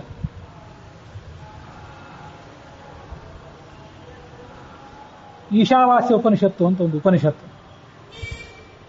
ಈಶಾ ಅಂದರೆ ಭಗವಂತ, ಆವಾಸ ಅಂದರೆ ಅವನು ಎಲ್ಲ ಕಡೆ ಇದ್ದಾನೆ, ಈ ಜಗತ್ತಿನೊಳಗೆ ಎಲ್ಲ ಕಡೆ ಆವಾಸ ಮಾಡ್ಕೊಂಡಿದ್ದಾನೆ ಭಗವಂತ, ಒಂದು ಉಪನಿಷತ್ತು. ಆ ಉಪನಿಷತ್ತಿನಲ್ಲಿ ಸ್ವಯಂಭುವ ಮನು ಅಂತ ಒಬ್ಬ ರಾಜ, ಅವನ ಕಥಾ ಕೇಳಿ ಬರ್ತದೆ. ಈಗ ವಯೋಸ್ವತ ಮನ್ವಂತರ ನಡೆದಿದೆ, ಪಂಚಾಂಗ ನೋಡುವವರಿಗೆ ಗೊತ್ತಿದೆ. ಇದಕ್ಕಿಂತ ಹಿಂದೆ ಸ್ವಯಂಭುವ ಮನ್ವಂತರ ಇತ್ತು. ಆ ಮನ್ವಂತರದ ಅಧಿಪತಿ ಅವನು. ಆಗ ಈ ದೈತ್ಯರು ಬಂದು ಆ ಸ್ವಯಂಭುವ ಮನುವನ್ನು ಕೊಂದು ಹಾಕಿಬಿಡಬೇಕು, ಜಗತ್ತನ್ನೆಲ್ಲ ನಾಶ ಮಾಡಿಬಿಡಬೇಕು ಅಂತ ಹೊರಟಿದ್ರು. ಯಾವತ್ತಿಗೂ ಇದು ನಡೆದದ್ದೇ. ಅವಾಗ ಅವನೇನು ಮಾಡಬೇಕು, ನಾನೇನು ಮಾಡಬೇಕು ಅಂತ ಅವನು ಆಲೋಚನೆ ಮಾಡಿದ. ಭಗವಂತನನ್ನು ಧ್ಯಾನ ಮಾಡಿದ. ಆ ಭಗವಂತ ಅಲ್ಲಿ ಅವತರಿಸಿ ಬಂದ. ಯಜ್ಞ ಎಂಬ ಹೆಸರಿನಿಂದ ಭಗವಂತ ಅವತರಿಸಿ ಬಂದು ಆ ರಾಕ್ಷಸನ್ನ ತರದು ಹಾಕಿ ಈ ಸ್ವಯಂಭುವ ಮನುವನ್ನು ಕಾಪಾಡಿದ ಅಂತ ಯಾಜ್ಞೀಯ ಮಂತ್ರೋಪನಿಷತ್ ಅಥವಾ ಈಶಾವಾಸ್ಯೋಪನಿಷತ್ ಒಂದು ಕಥಾ ಹೇಳ್ತದೆ. ಎಷ್ಟು ಸರ್ವಾಣಿ ಭೂತಾನಿ ಆತ್ಮನ್ಯೇವಾನುಪಶ್ಯತೆ ಸರ್ವಭೂತೇಷು ಚಾತ್ಮಾನಂ ತಥೋನ ವಿಜುಗುಪ್ಸತಿ. ವಿಜುಗುಪ್ಸತಿ ಗೋಪ್ತುಮಿಚ್ಛತಿ ಇತ್ಯರ್ಥ ಆಚಾರ್ಯರ ಭಾಷ್ಯ. ನಾವು ಈಗ ನಮ್ಮನ್ನು ಕಾಪಾಡ್ಕೋಬೇಕು ಅಂತ ಅಪೇಕ್ಷೆ ಪಡ್ತೇವೆ. ಯಾಕೆಂದ್ರೆ ನಮ್ಮಲ್ಲಿ ಏನೋ ಒಂದಿದೆ, ಒಂದೇನೋ ಒಂದು ಬಂಗಾರನೋ ಮತ್ತೊಂದೇನೋ ಇದೆ, ಅದನ್ನು ಕಳ್ಕೋಬಾರ್ದು, ಸಂಪತ್ತು ಕಳ್ಕೋಬಾರ್ದು. ಅದಕ್ಕಾಗಿ ಅದಕ್ಕೆಲ್ಲ ಸುಭದ್ರವಾಗಿ ಒಳ್ಳೆ ಕಾಂಪೌಂಡ್ ಗೋಡೆ ಇರುವಂಥ ಮನೆ, ಅದರೊಳಗೊಂದು ಕಬ್ಬಿಣದ ಪೆಟ್ಟಿಗೆ, ಅದರೊಳಗೊಂದು ಕೀಲಿಕಾಯಿ ಹಾಕಿ ಸುರಕ್ಷಿತವಾಗಿ ಇಟ್ಟಿರ್ತೇವೆ. ಕೆಲವು ಬಾರಿ ನಮ್ಮ ಸಂಪತ್ತನ್ನು ರಕ್ಷಿಸ್ಕೋಬೇಕು ಅಂತ ಬಯಸ್ತೇವೆ. ಕೆಲವು ಬಾರಿ ಸಂಪತ್ತಲ್ಲದೆ ಹೋದ್ರೂ ಕೂಡ ನಮ್ಮ ಧರ್ಮ, ನಮ್ಮ ಜನ, ನಮ್ಮ ದೇಶ, ನಮ್ಮ ಗಡಿ, ನಮ್ಮ ಭಾಷೆ ಇನ್ನೇನೋ ರಕ್ಷಣೆಗಾಗಿ ಮನುಷ್ಯ ಪ್ರಯತ್ನ ಪಡ್ತಿರ್ತಾನೆ. ಒಂದು ಈ ರಕ್ಷಣೆ ಮಾಡಬೇಕು ಅಂತ ಹೊರಟವರು, ರಕ್ಷಿಸ್ಕೋಬೇಕು ಅಂತ ಖಡ್ಗ ಹಿಡಿದು ನಿಂತವರು, ಇನ್ನೊಬ್ಬರ ಆಕ್ರಮಣದಿಂದ ನಮ್ಮನ್ನು ರಕ್ಷಿಸ್ಕೋಬೇಕು ಅಂತ ನಿಂತವರೆಲ್ಲ ಒಂದು ಸಂಗತಿಯನ್ನು ಯಾವಾಗಲೂ ತಿಳಿಬೇಕಂತ. ಅದೇನು? ಎಷ್ಟು ಸರ್ವಾಣಿ ಭೂತಾನಿ ಆತ್ಮನ್ಯೇವ ಅನುಪಶ್ಯತಿ. ಈ ಜಗತ್ತಿನ ಪ್ರತಿಯೊಂದು ಭೂತವೂ ಕೂಡ, ಭೂತ ಅಂದರೆ ಭೂತ ಪ್ರೇತ ಪಿಶಾಚಿಗಳಲ್ಲ, ಅದು ತುಂಬ ಸಾಮಾನ್ಯವಾದ ಅರ್ಥ. ಸಂಸ್ಕೃತದಲ್ಲಿ ಭೂತ ಅಂದರೆ ಇರುವುದೆಲ್ಲವೂ ಭೂತವೇ. ಭೂತ ಅಂದರೆ ಇದ್ದದ್ದು, ಜಡ ಚೇತನ ಎಲ್ಲವೂ ಭೂತವೇ. ನಾವೆಲ್ಲ ಭೂತಗಳೇ ಆ ದೃಷ್ಟಿಯಿಂದ. ಎಲ್ಲ ಜಡಗಳು ಚೇತನಗಳು ಇರುವುದೆಲ್ಲಿ? ಭಗವಂತನೊಳಗೆ ಇವೆ. ನಾವೆಲ್ಲಾದರೂ ಭಗವಂತನನ್ನು ಬಿಟ್ಟು ಹೊರಗಿರೋ ಸಾಧ್ಯ ಏನು? ಇನ್ನು ಮೊನ್ನೆ ಒಂದು ದಿವಸ ನಾವು ನೋಡಿದ್ವಿ, ನಾವೀಗ ಕೂತಿದ್ದೇವೆ ಅಂದರೆ ಭಗವಂತನ ಹೊಟ್ಟೆ ಒಳಗೆ ಕೂತಿದ್ದೇವೆ. ನಾವು ಕೂತಿದ್ದೇವೆ ಅಂದರೆ ಭಗವಂತನ ಮಡಿಲಲ್ಲೇ ಕೂತಿದ್ದೇವೆ, ಭಗವಂತನ ಹೆಗಲ ಮೇಲೆ ಕೂತಿದ್ದೇವೆ. ಅವನ ಮಕ್ಕಳು ಮೊಮ್ಮಕ್ಕಳಾಗಿ ನಾವು ಇಲ್ಲ, ಭಗವಂತನ ಅವಲಂಬನೆ ಇಲ್ಲದೆ ನಾವಷ್ಟೇ ಕೂತಿದ್ದೀವಿ ಅಂತ ಯಾರಾದರೂ ಇದೇ ತಟ್ಟಿ ಹೇಳುವಂಗಿದೆಯೇನು? ಆದ್ದರಿಂದ ಎಲ್ಲ ಭೂತಗಳು, ಜಡಗಳು, ಚೇತನಗಳು ಇರೋದು ಭಗವಂತನ ಒಳಗೆ. ಮತ್ತೆ ಎಲ್ಲ ಜಡಗಳ ಒಳಗೆ, ಚೇತನ ಒಳಗೆ ಭಗವಂತ ಇದ್ದಾನೆ. ಎಷ್ಟು ಸರ್ವಾಣಿ ಭೂತಾನಿ ಆತ್ಮನ್ಯೇವ ಅನುಪಶ್ಯತಿ ಸರ್ವಭೂತೇಷು ಚ ಆತ್ಮಾನಂ. ಎಲ್ಲ ಕಡೆ ಇದ್ದಾನೆ. ಜಡಗಳಲ್ಲಿದ್ದಾನೆ, ಚೇತನಗಳಲ್ಲಿದ್ದಾನೆ, ರಾಕ್ಷಸರಲ್ಲಿದ್ದಾನೆ, ದೇವತೆಗಳಲ್ಲಿದ್ದಾನೆ, ಪ್ರಾಣಿಗಳಲ್ಲಿದ್ದಾನೆ, ಪಕ್ಷಿಗಳಲ್ಲಿದ್ದಾನೆ, ಬಡವರಲ್ಲಿದ್ದಾನೆ, ಶ್ರೀಮಂತರಲ್ಲಿದ್ದಾನೆ, ಪಂಡಿತರಲ್ಲಿದ್ದಾನೆ, ಪಾಮರರಲ್ಲಿದ್ದಾನೆ, ಉಚ್ಚರಾದವರಲ್ಲಿದ್ದಾನೆ, ಈ ನೀಚರಾದವರಲ್ಲೂ ಇದ್ದಾನೆ.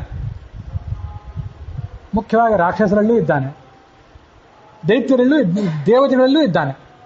ನಮ್ಗೆ ಯಾರು ತೊಂದರೆ ಕೊಡಬೇಕು ಅಂತ ಬಂದಿದ್ದಾರೆ ಅವರೊಳಗೂ ಭಗವಂತ ಇದ್ದೇ ಇದ್ದಾನೆ. ನಮ್ಮನ್ನು ಯಾರು ಕಾಪಾಡಬೇಕು ಅಂತ ಬಂದಿದ್ದಾರೆ ಅವರೊಳಗೂ ಭಗವಂತ ಇದ್ದಾನೆ. ನಾವು ಇವತ್ತು ಓದುವಂಥ ಧರ್ಮ ಗ್ರಂಥಗಳು, ವೇದೋಪನಿಷತ್ ಪುರಾಣಗಳು, ಬೈಬಲ್, ಕುರಾನು,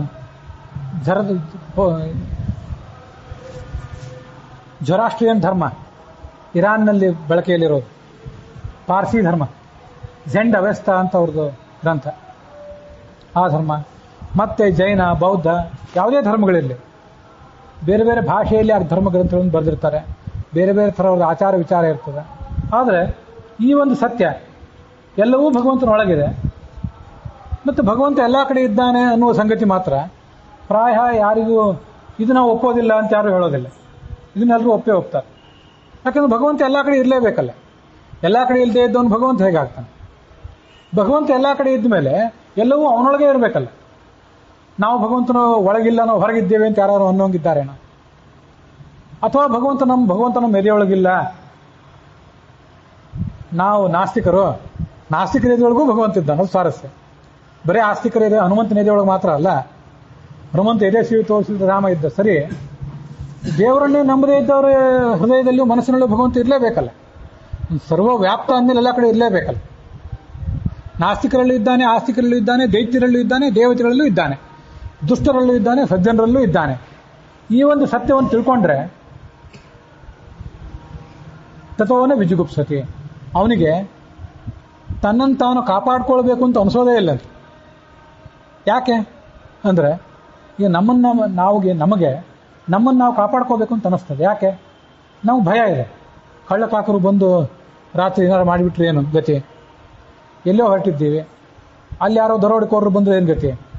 ಬೇಕಾಬಿಟ್ಟು ದುಡ್ಡು ಗಳಿಸಿದ್ದೀವಿ, 3 ತಲೆಮಾರಿ ತಿಂದರೂ ಹೊರಗದಷ್ಟು ದುಡ್ಡು ಗಳಿಸಿದ್ದೀವಿ. ಸರ್ಕಾರದ್ದು ಮತ್ತೆ ಯಾವ್ದಾದ್ರು ಕಂಡು ಬಿದ್ದರೆ ಗತಿ ಏನು? ನಮಗೆ ಭಯ ಇದೆ. ಭಗವಂತ ಎಲ್ಲ ಕಡೆ ಒಳಗಿದ್ದಾನೆ. ಭಗವಂತನೊಳಗೆ ಎಲ್ಲವೂ ಇದೆ ಅಂತ ಗೊತ್ತಿದ್ದವರಿಗೆ ಈ ಭಯವೇ ಇರೋದಿಲ್ಲ. ಯಾಕೆಂದ್ರೆ ಅವ್ರು ಇಂಥ ಅನ್ಯಾಯಗಳನ್ನೇ ಮಾಡೋದಿಲ್ಲ. ಇನ್ನೊಬ್ಬರನ್ನು ದೋಚಿ ಇನ್ನೊಬ್ಬರನ್ನು ಕದ್ದು ಇವನು ದುಡ್ಡೇ ಮಾಡ್ಲಿಕ್ಕೆ ಹೋಗೋದಿಲ್ಲ. ಯಾಕಂದ್ರೆ ಅವರೊಳಗೆ ಭಗವಂತ ಇದ್ದಾನೆ ಅಂತ ಇವನಿಗೆ ಗೊತ್ತಿರ್ತದೆ.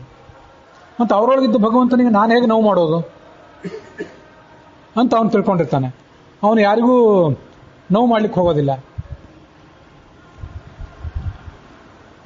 ಮತ್ತೆ ನೀನು ಯಾರಿಗೂ ನೋವು ಮಾಡ್ಲಿಕ್ಕೆ ಹೋಗೋದಿಲ್ಲ. ಹೌದು, ನಿನಗೆ ಯಾರಾದ್ರೂ ಏನಾದ್ರು ಮಾಡ್ಲಿಕ್ಕೆ ಬಂದ್ರೆ ಗತಿ ಏನು ಅಂದ್ರೆ, ನನ್ನೊಳಗೂ ಭಗವಂತನೇ ಇದ್ದಾನೆ. ನನಗೆ ಯಾರು ನೋವು ಕೊಡ್ಲಿಕ್ಕೆ ಬಂದ್ರೆ ಅವರೊಳಗೂ ಭಗವಂತ ಇದ್ದಾನೆ. ನಾನು ಉಳಿಯಬಾರದು, ನನ್ನ ಜೀವನ ಏನು ಮುಗೀತು, ನನ್ನ ಆಯುಷ್ಯ ಮುಗೀತು ಅಂತ ಏನಾದರೂ ಭಗವಂತ ಆಲೋಚನೆ ಮಾಡಿದ್ರೆ, ನನ್ನ ಸುತ್ತಲೂ 10-20 ಜನ ಅಂಗರಕ್ಷಕರನ್ನ ಇಟ್ಕೊಂಡು ಓಡಾಡಿದ್ರೂ ಏನು ಉಪಯೋಗ? ಬುಲೆಟ್ ಪ್ರೂಫ್ ಕಾರ್ ಇಟ್ಕೊಂಡು ಓಡಾಡಿದ್ರೂ ಏನು ಉಪಯೋಗ? ಏನು ಉಪಯೋಗ ಇಲ್ಲ. ಯಾಕಂದ್ರೆ ಭಗವಂತ ಇವನು ತೊಗೊಂಡು ಹೋಗ್ಬೇಕು ಅಂತ ತೀರ್ಮಾನ ಮಾಡಿದ್ಮೇಲೆ ಇನ್ನು ಯಾರು ಇದ್ರೇನು? ಭಗವಂತ ಇವನನ್ನು ರಕ್ಷಿಸಬೇಕು ಅಂತ ಬಯಸಿದ್ರೆ ಇವ್ರು ಯಾರಾದ್ರೂ ಕೊಲ್ಲಿಕ್ಕೆ ಬಂದ್ರಾದ್ರೂ ಏನು ಉಪಯೋಗ? ಬದುಕ್ತಾನೆ ಇವನು. ಅಂತಹ ದೃಢ ವಿಶ್ವಾಸ ಅವನಿಗಿರ್ತದೆ.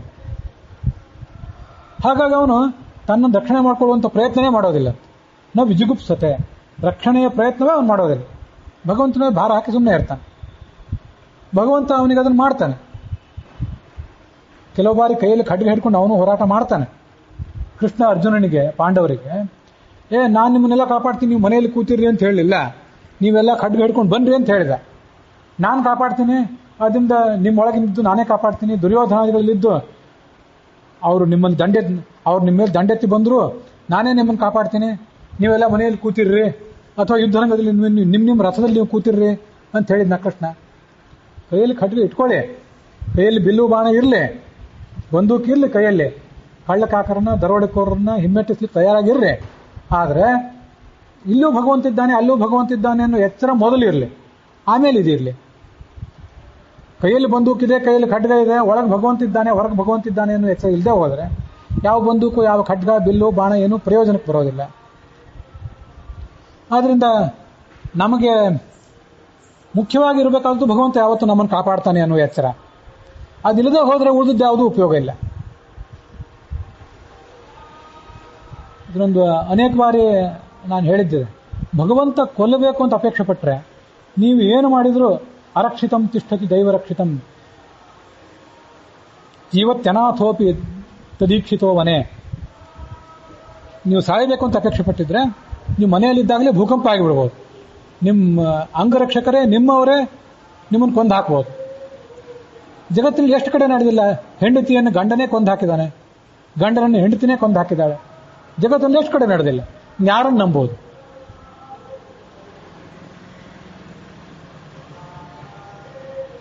ಕೆಲವು ಕಡೆ ಹೀಗಾಗ್ತದೆ. ಭಗವಂತ ಕೊಲ್ಲಬೇಕು ಅಂತ ತೀರ್ಮಾನ ಮಾಡಿದ್ದಾನೆ, ಮನುಷ್ಯ ಸತ್ತೋಗ್ಬಿಡ್ತಾನೆ. ಉಳಿದವರು ಯಾರು ಅವ್ನು ಕೊಲ್ಲಬೇಕು ಅಂತ ತೀರ್ಮಾನ ಮಾಡಿರೋದಿಲ್ಲ. ಆ ಒಂದು ಕಥೆ ನನ್ನ ಮನಸ್ಸಿನಲ್ಲಿ ಯಾವತ್ತೂ ಉಳಿದಿದೆ. ಅದೊಂದು ಶಾಲೆ ನಡೆದದ್ದು.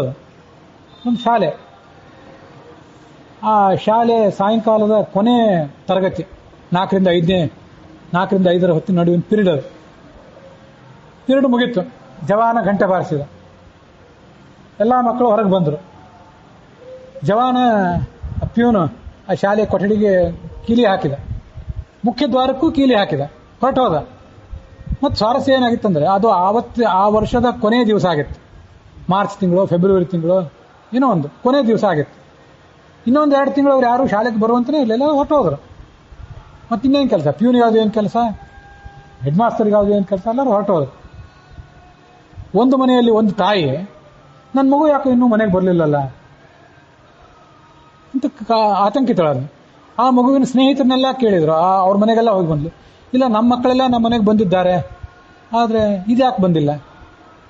ಮತ್ತೆ ಸಂಬಂಧಿಕರು, ಬಂಧು ಮಿತ್ರರು ಎಲ್ಲ ಕಡೆ ಹೋದ್ಲು, ಅಲ್ಲೂ ಇಲ್ಲ. ಪೊಲೀಸರಿಗೆ ದೂರು ಕೊಟ್ಲು, ಅಲ್ಲೂ ಇಲ್ಲ. ವಾರ ಆಯಿತು, 15 ದಿವಸ, ತಿಂಗಳಾಯ್ತು, 2 ತಿಂಗಳಾಯಿತು, ಮಗುವಿನ ಸುದ್ದಿಯೇ ಇಲ್ಲ. 2 ತಿಂಗಳು ಆದಮೇಲೆ ಶಾಲೆ ಮತ್ತೆ ಪ್ರಾರಂಭ ಆಯಿತು. ಮುಖ್ಯದ್ವಾರದ ಬೀಗ ತೆಗೆದ್ರು, ಎಲ್ಲ ಕೊಠಡಿಗಳು ಬೀಗ ತೆಗೆದ್ರು. ಕೊಠಡಿಗಳು ಬೀಗ ತೆಗೆದ್ರೆ ಆ ಕೊನೆ ಬೆಂಚ್ ಇದೆಯಲ್ಲ, ಅಲ್ಲಿ ಆ ಮಗು ಹಿಂಗೆ ಮಲಗಿತ್ತು, ಸತ್ತೋಗಿತ್ತು. ಅದು 2 ತಿಂಗಳು ಹೇಗೆ ಬದುಕಿತ್ತು? ನನಗೆ ಆ ಕಥೆ ಕೇಳಿ ಇಷ್ಟು ದಿಗ್ಭ್ರಮೆ ಆಗಿತ್ತು. ಆ ಮಗುವನ್ನು ಯಾರು ಕೊಲ್ಲಬೇಕು ಅಂತ ಅಪೇಕ್ಷೆ ಪಟ್ಟಿದ್ರು? ಯಾರು ದೊಡ್ಡ ಸೈನ್ಯ ಆ ಮಗುವನ್ನು ಕೊಲ್ಲಬೇಕು ಅಂತ ಅಪೇಕ್ಷೆ ಪಟ್ಟಿತ್ತೇನೆ? ಅಲ್ಲೇನು ಬಂಗಾರ ಇತ್ತ, ಬೆಳ್ಳಿ ಇತ್ತ? ಯಾರು ಅತ್ಯಾಚಾರ ಮಾಡಿ ಅದನ್ನು ಕೊಂದು ಹಾಕಬೇಕು ಅಂತ ಅಪೇಕ್ಷೆ ಪಟ್ಟಿದ್ರ? ಏನೂ ಇಲ್ಲ. ಆದರೆ ಜಗತ್ತಿನಲ್ಲಿ ಯಾವ ಶಕ್ತಿಯೋ, ಯಾವ ಪ್ರಾಣಿಯೋ, ಹಾವು, ಹುಲಿ, ಸಿಂಹ, ಯಾರೂ ಅದನ್ನು ಕೊಲ್ಲಬೇಕು ಅಂತ ಅಪೇಕ್ಷೆ ಪಟ್ಟಿರಲಿಲ್ಲ. ಭಗವಂತ ಒಬ್ಬ ಅದನ್ನು ಬದುಕೋದು ಬೇಡ ಅಂತ ಅಪೇಕ್ಷೆ ಪಟ್ಟಿದ್ದ. ನೀವು ವಿಚಾರ ಮಾಡಿ, ನಮಗೂ ಮಕ್ಕಳಿದ್ದಾರೆ, ಮೊಮ್ಮಕ್ಕಳಿದ್ದಾರೆ, ಮರಿಮಕ್ಕಳಿದ್ದಾರೆ. ಮಕ್ಕಳಿಗೆ ಒಂದು ಹೊತ್ತು ತಂದೆ ತಾಯಂದ್ರೆ ನೋಡ್ಲಿಕ್ಕೆ ಆಗದೆ ಹೋದರೆ, ಒಂದು ಹೊತ್ತಿನ ಆಹಾರ ಹೊಟ್ಟೆಗೆ ಬೀಳದೆ ಹೋದರೆ ಅವೆಷ್ಟು ಚಡಪಡಿಸ್ತವೆ. ಅದು ದಿನಗಟ್ಟಲೆ, ವಾರಗಟ್ಟಲೆ, 2-3 ತಿಂಗಳು ಆಹಾರ ಇಲ್ಲದೆ, ತಂದೆ ತಾಯಂದಿರಿಲ್ಲದೆ, ಆ ವಯಸ್ಸಿಗೆ ದೇವ್ರ ಕಲ್ಪನೆಯೂ ಇರೋದಿಲ್ಲ. ಅದಕ್ಕೆ ಎಷ್ಟು ಚಡಪಡಿಸಿರ್ಬೇಕು ಆ ಮಗು. ದೇವ್ರ ಕರುಣಾಮಯಿ ಹೌದು, ಸಾಯೋರು ಇದ್ದಾರೆ ಜಗತ್ತಿನಲ್ಲಿ, ಬದುಕೋರು ಇದ್ದಾರೆ. ಹೇಗೆ ಆ ಮಗು ಸತ್ತಿರ್ಬೇಕು, ಎಷ್ಟು ಸಂಕಟಪಟ್ಟು ಸತ್ತಿರ್ಬೇಕು. ಆ ಕಥೆ ಕೇಳಿ ಒಂದು ಇಡೀ ಆ ಕಥೆ ಓದಿದಾಗೆಲ್ಲ 1 ದಿವಸ 2 ದಿವಸ ಅದೇ ಗುಂಗಿನಲ್ಲಿದ್ದೆ ನಾನು. ಈಗ ಹೇಳಿ, ನಮ್ಮ ಮಕ್ಕಳನ್ನ, ನಮ್ಮ ಮೊಮ್ಮಕ್ಕಳನ್ನ ಕಾಪಾಡಿದವರು, ದೊಡ್ಡವರು ಮಾಡಿದವರು ಯಾರು?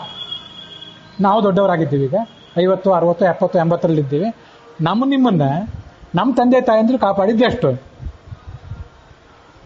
ನಾವು ನಮ್ಮ ಮಕ್ಕಳನ್ನ, ಮೊಮ್ಮಕ್ಕಳನ್ನ ಕಾಪಾಡಿದ್ದೆಷ್ಟು? ಏನು ಕಾಪಾಡಿದ್ದೇವೆ? ನಿಮ್ಮ ಕಣ್ ತಪ್ಪಿಸಿ ಏನೂ ಆಗ್ಬೋದಲ್ಲ ಯಾವತ್ತು? ಆಗಿಲ್ಲ. ನೆಲಮತ್ತು ಕಾಪಾಡಿದವರು ಯಾರು? ಭಗವಂತನೇ ಕಾಪಾಡಿದ್ರು. ವಿಚಾರ ಮಾಡಬೇಕಾದ. ಇನ್ನೊಂದು, ಭಗವಂತ ಬದುಕಿಸಬೇಕು ಅಂದ್ರೆ ಹೇಗೂ ಬದುಕಿಸ್ತಾನೆ. ಮತ್ತು ಅಂತೂ ಒಂದು ಉದಾಹರಣೆ ನೋಡೋಣ. Subhash Chandra ಬೋಸರ Indian national army ಅಂತಿತ್ತಲ್ಲ, ಅದರಲ್ಲಿ ರಾಮರಾವ್ ಅಂತ ಒಬ್ಬರು ಕರ್ನಾಟಕದವರು ಸೈನಿಕರಿದ್ದರು. ಅದರಲ್ಲಿ ಅವರು ಈಗ ಒಂದು 10-15 ವರ್ಷದಿಂದ ತೀರ್ಕೊಂಡಿರ್ಬೋದು. ಅವರು ಒಂದು ಪುಸ್ತಕ ಬರೆದಿದ್ದಾರೆ. ಆ ಪುಸ್ತಕದಲ್ಲಿ ಒಂದು ಕಥೆ ನಾನು ಯಾರ್ದೋ ಮೂಲಕ ಕೇಳಿದ್ದೆ. ನಾನು ಅದನ್ನು ಓದಿಲ್ಲ, ಒಮ್ಮೆ ಯಾವಾಗಾದ್ರೂ ಓದಬೇಕು ಅಂತ ಅಪೇಕ್ಷೆ ಪಡ್ತೇನೆ. ಜಪಾನು, ಬರ್ಮಾ, ಬಾಂಗ್ಲಾದೇಶ್ ಆ ಬಾರ್ಡರ್ನಲ್ಲಿ ಒಂದು ವಿಮಾನ ಹಾರ್ತಾ ಇತ್ತು, ಭಾರತದ ಗಡಿ ಭಾಗ. ಆ ವಿಮಾನಕ್ಕೆ ಏನೋ ಆಗಿ ಅಪಘಾತಕ್ಕೀಡಾಯಿತು. ವಿಮಾನ ಸುಟ್ಟು ಬೂದಿಯಾಗಿ ಕೆಳಗೆ ಬಿದ್ದುಬಿಡ್ತು. ಆಗ ಈ ಬ್ರಿಟಿಷರ ಆರ್ಮಿ ಮತ್ತು Indian national army, Subhash Chandra ಬೋಸರ Indian national army, ಆ ಸೈನಿಕರು ಯಾರ ಕಣ್ಣಿಗೆ ಬಿತ್ತೋ ಮೊದಲು ಅಂತ ಅವರಲ್ಲಿ ಹೋದ್ರು. ಅಲ್ಲೆಲ್ಲ ಹುಡುಕಾಡಿ ಯಾರಿಗಾರು ಇದ್ರೆ ಸಹಾಯ ಮಾಡಬೇಕು ಅಂತ. ವಿಮಾನ ಸುಟ್ಟು ಬೂದಿಯಾಗಿ ಹೋಗಿದೆ. ಅದ್ರ ಬ್ಲ್ಯಾಕ್ ಬಾಕ್ಸ್ ಎಲ್ಲಿದೆಯೋ ಏನು ಗೊತ್ತಿಲ್ಲ. ಯಾರ ದೇಹವು ಎಲ್ಲ ಸುಟ್ಟು ಕರಕಲಾಗಿ ಹೋಗಿದೆ. ಯಾರೂ ಬದುಕಿ ಉಳಿಯುವ ಆಸೆಯೇ ಇಲ್ಲ. ಒಂದು ಕಡೆ ಒಂದು ಮಗುವಿನ ಅಳುವಿನ ಸದ್ದು. ಹೋಗಿ ನೋಡಿದರೆ ಒಂದಿಷ್ಟು ಹುಲ್ಲು, ಒಣ ಎಲೆಗಳ ರಾಶಿ, ಅದ್ರ ಮೇಲೆ ಒಂದು ಮಗು ಬಿದ್ದಿದೆ. ಒಂದು ಸಣ್ಣ ಗಾಯ ಆಗಿಲ್ಲ ಮಗುವಿಗೆ, ಸಣ್ಣ ತರಚು ಗಾಯ ಆಗಿಲ್ಲ. ಮಗು ಬಿದ್ದಿದೆ. ಅದ್ರ ಪಕ್ಕದಲ್ಲಿ ಒಂದು ಸೂಟ್ ಕೇಸ್ ಓಪನ್ ಆಗಿ ಬಿದ್ದಿದೆ. ಆ ಸೂಟ್ ಕೇಸಿನಿಂದ ಒಂದು ಪುಸ್ತಕ ಹಾರಿ ಎದೆ ಮೇಲೆ ಬಿದ್ದಿದೆ. ಪುಸ್ತಕ ಹಿಂಗೆ ತೆಗೆದಿದೆ, ಭಗವದ್ಗೀತಾ ಪುಸ್ತಕ. ಅನನ್ಯಾಶ್ಚಿಂತಯಂತೋ ಮಾಂ,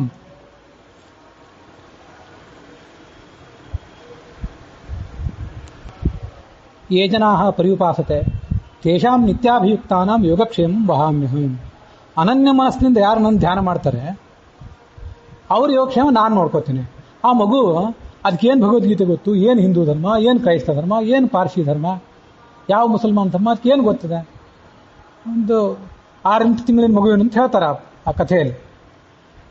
ಇರ್ಬೋದು, ಯಾವುದೋ ಜನ್ಮದಲ್ಲಿ ಪ್ರಾರ್ಥನೆ ಮಾಡಿರ್ಬೋದು, ಯಾವುದೋ ಜಾತಿ, ಯಾವುದೋ ದೇಶ, ಭಗವಂತ ಕಾಪಾಡಿದ. ಒಂದು ಸಣ್ಣ ರಕ್ತ ಇಲ್ಲ ಮೈ ಮೇಲೆ, ಸಣ್ಣ ಗೀರಿಲ್ಲ, ಹೇಗೆ ಆ ಮಗು ಎದ್ದು ರಕ್ಷಿತ ಆಗಿ ಹೊರಗೆ ಬಂತು? ಭಗವಂತ ಬದುಕಬೇಕು ಅಂತ ಅಪೇಕ್ಷೆ ಪಟ್ಟಿದೆ. ಮುಂದೆ ಅದು ಎಷ್ಟು ವರ್ಷ ಬದುಕ್ತು ಅದ್ರ ಟ್ರ್ಯಾಕ್ ಯಾರಿಟ್ಟವ್ರು? ಅದಿಲ್ಲ, ಅದೇನೇ ಆಗಲಿ, ಅಂತೂ ಬದುಕಿತ್ತು ಮಗು. ಬದುಕಿಸ್ಬೇಕು ಅಂತ ಅಪೇಕ್ಷೆ ಪಟ್ಟರೆ ಹೀಗೂ ಬದುಕಿಸ್ತಾನೆ, ಸಾಯಿಸಲೇಬೇಕು ಅಂತ ಅಪೇಕ್ಷೆ ಪಟ್ಟರೆ ಹೀಗೂ ಸಾಯಿಸ್ತಾನೆ. ಅಂದ್ರೆ ಸಾವು ಬದುಕು ಎರಡು ಕೂಡ ಅವನ ಕೈಯಲ್ಲಿದೆ, ಅದು ನಮ್ಮ ಕೈಯಲ್ಲಿಲ್ಲ. ಅದನ್ನ ಇಲ್ಲೇನು ಹೇಳ್ತಾರೆ ಅಂದ್ರೆ, ಎಷ್ಟ ಅನ್ಯೇನ ಕೃತಂ ಉಪಕಾರಂ ಸ್ಮರತಿ ಸಹ ಕೃತಜ್ಞ ಇತ್ಯುಚ್ಯತೆ ಲೋಕೆ. ನೀವು ನಮ್ಗೇನಾದ್ರು ಸಹಾಯ ಮಾಡಿದ್ರೆ ನಾವೇನಂತ ತಿಳ್ಕೊತೀವಿ? ನಿಮ್ಮನ್ನು ನಾವು ಸ್ನೇಹಿತರು ಅಂತ ತಿಳ್ಕೊತೀವಿ, ನಮ್ಮನ್ನು ನೀವು ಸ್ನೇಹಿತರು ಅಂತ ತಿಳ್ಕೊತೀವಿ. ವಸ್ತುತಃ ನಮಗೆಲ್ಲರಿಗೂ ಕೂಡ ಅತ್ಯಂತ ಹೆಚ್ಚಿನ ಸಹಾಯ ಮಾಡಿದವನು ಯಾರು? ಭಗವಂತನೇ ಸಹಾಯ ಮಾಡಿದವನು. ಆದ್ದರಿಂದ ಅವನಿಗೆ ನಾವು ಕೃತಜ್ಞರಾಗಿರಬೇಕು, ಕೃತಜ್ಞರಾಗಬಾರ್ದು. ಅವ್ನು ಮಾಡಿದ ಉಪಕಾರವನ್ನು ನಾಶ ಮಾಡಬಾರ್ದು, ಅವ್ನು ಮಾಡಿದ ಉಪಕಾರವನ್ನು ನೆನಪು ಮಾಡ್ಕೊಳ್ಬೇಕು. ಇಷ್ಟೆಲ್ಲ ಉಪಕಾರ ಮಾಡಿದ್ರು ಕೂಡ ಅವನಿಗೇನು ಲಾಭ ಇದೆ? ಅದರಿಂದ ಏನೂ ಲಾಭವೂ ಇಲ್ಲ. ಜಗತ್ತಿಗೆ ಇದನ್ನೆಲ್ಲ ಮಾಡ್ತಾನೆ ಇದ್ದಾನೆ.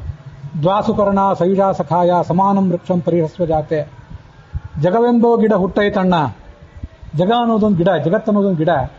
ಹಕ್ಕಿಗಳೆರಡು ಐದಾವಪ್ಪ, 2 ಹಕ್ಕಿಗಳಿವೆ ಅದರಲ್ಲಿ. ಮೂಲ ಸಂಸ್ಕೃತ ಉಪನಿಷತ್ತಿನ ಕನ್ನಡ ಅನುವಾದ ಯಾರೋ ಒಬ್ರು ಮಾಡಿದ್ದು. ಹಕ್ಕಿಗಳೆರಡು ಐದಾವಪ್ಪ, 2 ಹಕ್ಕಿಗಳಲ್ಲಿವೆ. ಒಂದು ಈ ಜೀವ ಅನ್ನೋ ಹಕ್ಕಿ, ಇನ್ನೊಂದು ಪರಮಾತ್ಮ ಅನ್ನೋ ಹಕ್ಕಿ. ಅವೆರಡು ಗೆಳೆಯರಂತೆ. ದ್ವಾಸುಪರ್ಣ ಸಯುಜ ಸಖಾಯ ಸಮಾನಂ ವೃಕ್ಷಂ. ಒಂದೇ ಮರದಲ್ಲಿ ಅವಿವೆ. ಇದೇ ಈ ದೇಹ ಅನ್ನೋದೇ ಒಂದು ಮರ, ಗಿಡ. ಇಲ್ಲಿ ಅವಿವೆ ಅವೆರಡೂ ಕೂಡ. ಆದ್ರಿಂದ ಅನಾದಿ ಕಾಲದಿಂದಲೂ ನಮ್ಮ ಹೆಂಡತಿ ನಮ್ಮ ಜೊತೆಗಿಲ್ಲ, ನಮ್ಮ ಗಂಡ ನಮ್ಮ ಜೊತೆಗಿಲ್ಲ, ತಂದೆ ತಾಯಂದಿರು ಇಲ್ಲ, ಯಾವ ಸ್ವಾಮಿಗಳಿಲ್ಲ, ಪಂಡಿತರಿಲ್ಲ, ಯಾವ ಪ್ರಧಾನಮಂತ್ರಿ ಇಲ್ಲ, ರಾಷ್ಟ್ರಪತಿ ಇಲ್ಲ. ಅನಾದಿ ಕಾಲದಿಂದಲೂ ನಮ್ಮ ಜೊತೆಗಿರುವವನು ಯಾರು? ಭಗವಂತ. ಮತ್ತೆ ನಮಗೇನು ಬೇಕು, ಯಾವಾಗ ಏನು ಬೇಕಾ, ಏನು ಬೇಡ ಅಂತ ಅನ್ನೋದನ್ನೆಲ್ಲ ತಿಳಿದವನು ಅವನೇ ಇದ್ದಾನೆ. ಇಂಥ ಅನೇಕ ಸಮಸ್ಯೆಗಳಿಂದ ಅವನೇ ನಮ್ಮನ್ನ ಕಾಪಾಡಿದ್ದಾನೆ. ಜ್ಞಾನ, ಭಕ್ತಿ, ವೈರಾಗ್ಯ ಇದನ್ನೆಲ್ಲ ಕೊಟ್ಟಿದ್ದಾನೆ. ನಮ್ಮ ದೇಹ ಕೊಟ್ಟಿದ್ದಾನೆ. ಈ ದೇಹ ಕಣ್ಣು ಕಾಣಿಸ್ತದೆ ಅನ್ನೋದೇ ದೊಡ್ಡ ಉಪಕಾರ ಭಗವಂತ ಮಾಡಿದ್ದು. ಕಿವಿ ಕೇಳಿಸ್ತದೆ, ಸ್ವಲ್ಪ ಭಾಳ ಅಲ್ಲದೆ ಇದ್ರು ಸ್ವಲ್ಪ ಆದ್ರೂ ಬುದ್ಧಿ ಇದೆ. ಈ ಥರ ಮಾಡ್ತಿದ್ದಾನಲ್ಲ, ಆ ಭಗವಂತನ ಆ ಉಪಕಾರವನ್ನು ಭಕ್ತ ಯಾವತ್ತೂ ಕೂಡ ಸ್ಮರಿಸಬೇಕು. ಅನೇಕ ಬಾರಿ ನಾವು ಅದನ್ನು ಸ್ಮರಿಸುವುದಿಲ್ಲ. ಯಾಕೆ ಸ್ಮರಿಸೋದಿಲ್ಲ ಅಂದರೆ, ಭಗವಂತ ತನ್ನ ಮಾಯೆಯನ್ನು ಜಗತ್ತಿನ ಮೇಲೆ ಕವಿದು ಬಿಡ್ತಾನೆ. ಇಷ್ಟೆಲ್ಲ ಮಾಡಿದ್ರು ಆ ಭಗವಂತನ ಒಬ್ಬನ ನೆನಪು ಮಾಡ್ಕೊಳ್ಳೋದನ್ನ ಬಿಟ್ಟು ಉಳಿದಿದ್ದೆಲ್ಲ ಏನೇನೋ ನೆನಪು ಮಾಡ್ಕೊಳ್ತೇವೆ. ವಿಮೋಹಿತೋಯಂ ಜನ ಈಶ ಮಾಯೆಯ ತ್ವದೀಯ ತ್ವಾಂ ನ ಭಜತ್ಯ ಅನರ್ಥದೃಕ ಸುಖಾಯ ದುಃಖ ಪ್ರಭವೇಶು ಸಜ್ಜತೆ ಗೃಹೇಶು ಯೋಚಿತ್ ಪುರುಷಶ್ಚ ವಂದಿತಃ. ಇನ್ನೊಂದು ಕಡೆ ಹಿಂದೆ ಬಂದ ಶ್ಲೋಕ, ನಿನ್ನ ಮಾಯೆಗೆ ವಶ ಆಗಿ ಈ ಜಗತ್ತೆಲ್ಲ, ಗಂಡಾಗಲಿ ಹೆಣ್ಣಾಗಲಿ ಇಬ್ಬರು ನಿನ್ನನ್ನು ಮರೆತು ಬಿಡ್ತಾರೆ, ಮತ್ತೆ ಇನ್ನೆಲ್ಲೆಲ್ಲೋ ಗಮನ ಇಟ್ಟಿರ್ತಾರೆ. ಇದು ನಾವು ಭಗವಂತನಲ್ಲಿ ತಾಳಬೇಕಾದಂಥ ಒಂದು ಧರ್ಮ. ಈ ಧರ್ಮಕ್ಕೆ ಏನು ಕರೀತಾರೆ? ಸಖ್ಯ ಅನ್ನೋ ಧರ್ಮ. ಹಿಂದೆ ಅಹಿಂಸಾ ಅನ್ನೋ ಧರ್ಮ, ಬೇರೆ ಬೇರೆ ಧರ್ಮಗಳ ಬಗ್ಗೆ ಎಲ್ಲ ಬಂದಿದೆ. ಇಲ್ಲಿ ಸಖ್ಯ, ಗೆಳೆತನ, ಭಗವಂತನಲ್ಲಿ ಗೆಳೆತನ ಅನ್ನುವ ಒಂದು ಧರ್ಮ, ಅದನ್ನು ನಾವು ಯಾವತ್ತೂ ಕೂಡ ತಾಳಬೇಕು, ಅದನ್ನು ಆಚರಿಸಬೇಕು ಅಂತ ಈ ಶ್ಲೋಕದಲ್ಲಿ ಹೇಳ್ತಿದ್ದಾರೆ. ಸೇವಾ ಇಜ್ಜಾ ಅವನತಿ ಸಖ್ಯಂ ದಾಸ್ಯಂ ಆತ್ಮಸಮರ್ಪಣಂ. ನಾರದರು ಧರ್ಮರಾಜನಿಗೆ ಹೇಳಿದ್ದೊಂದು ಸಖ್ಯ ಅಂತ ಹಿಂದೆ ಒಂದು ಕಡೆ ಬಂದಿದೆ, ಅದನ್ನೇ ಮತ್ತೆ ಇಲ್ಲಿ ವಿಸ್ತರಿಸಿದ್ದಾರೆ. ದಾಸ್ಯಂ, ಭಗವಂತನ ದಾಸರು ನಾವಾಗಬೇಕು, ಆತ್ಮ ಸಮರ್ಪಣೆ ಮಾಡ್ಕೋಬೇಕು, ನಮ್ಮನ್ನು ನಾವು ಭಗವಂತನಿಗೆ ಕೊಟ್ಕೊಳ್ಬೇಕು, ಸಖ್ಯ ಮಾಡಬೇಕು, ಅವನ ಗೆಳೆತನ ಮಾಡಬೇಕು. ಹೀಗೆ ಆ ಭಗವಂತನ ಗೆಳೆತನ ನಾವು ಮಾಡಬೇಕು. ಅವನು ಯಾವತ್ತೂ ಕೂಡ ಹಿಂದೆ ಇಂದು ಮುಂದು ಕಾಪಾಡಿದ್ದಾನೆ, ಕಾಪಾಡುವವನಿದ್ದಾನೆ. ಸತ್ವರಜಸ್ತಮ ಗುಣಗಳಿಗೆ ಅವನ ನಿಯಾಮಕ, ನಮ್ಮ ಎಚ್ಚರಕ್ಕೆ, ಕನಸಿಗೆ ನಿಯಾಮಕ, ನಿದ್ರೆಗೆ ನಿಯಾಮಕ, ಮತ್ತೆ ಉತ್ಪತ್ತಿಗೆ, ಮತ್ತೆ ಪಾಲನೆಗೆ, ಪ್ರಳಯಕ್ಕೆ ಅವನ ನಿಯಾಮಕ. ಹೀಗೆ ಮೂರಕ್ಕೂ ಕೂಡ ನಿಯಾಮಕ ಆಗಿದ್ದಾನೆ ಅಂತ ಅನ್ನೋದನ್ನು ನಾವು ಅನುಸಂಧಾನ ಮಾಡಬೇಕು. ಅದರ ಜೊತೆಗೆ ಈ 283ನೇ ಶ್ಲೋಕ ಸಖ್ಯವೆಂಬ ಭಾಗವತ ಧರ್ಮವನ್ನು ನಿರೂಪಿಸಿದಂಥ ಶ್ಲೋಕ. ಅದರೊಂದಿಗೆ ಇವತ್ತು ಶ್ರಾವಣ ಕೃಷ್ಣ ಏಕಾದಶಿಯ ದಿವಸ ನಾವು ಮಾಡಿದಂಥ ಈ ಶ್ರವಣ ಆ ಭಗವಂತನಿಗೆ ಅರ್ಪಿತವಾಗಿದೆ. ಶ್ರೀಕೃಷ್ಣಾರ್ಪಣ ಮಸ್ತು.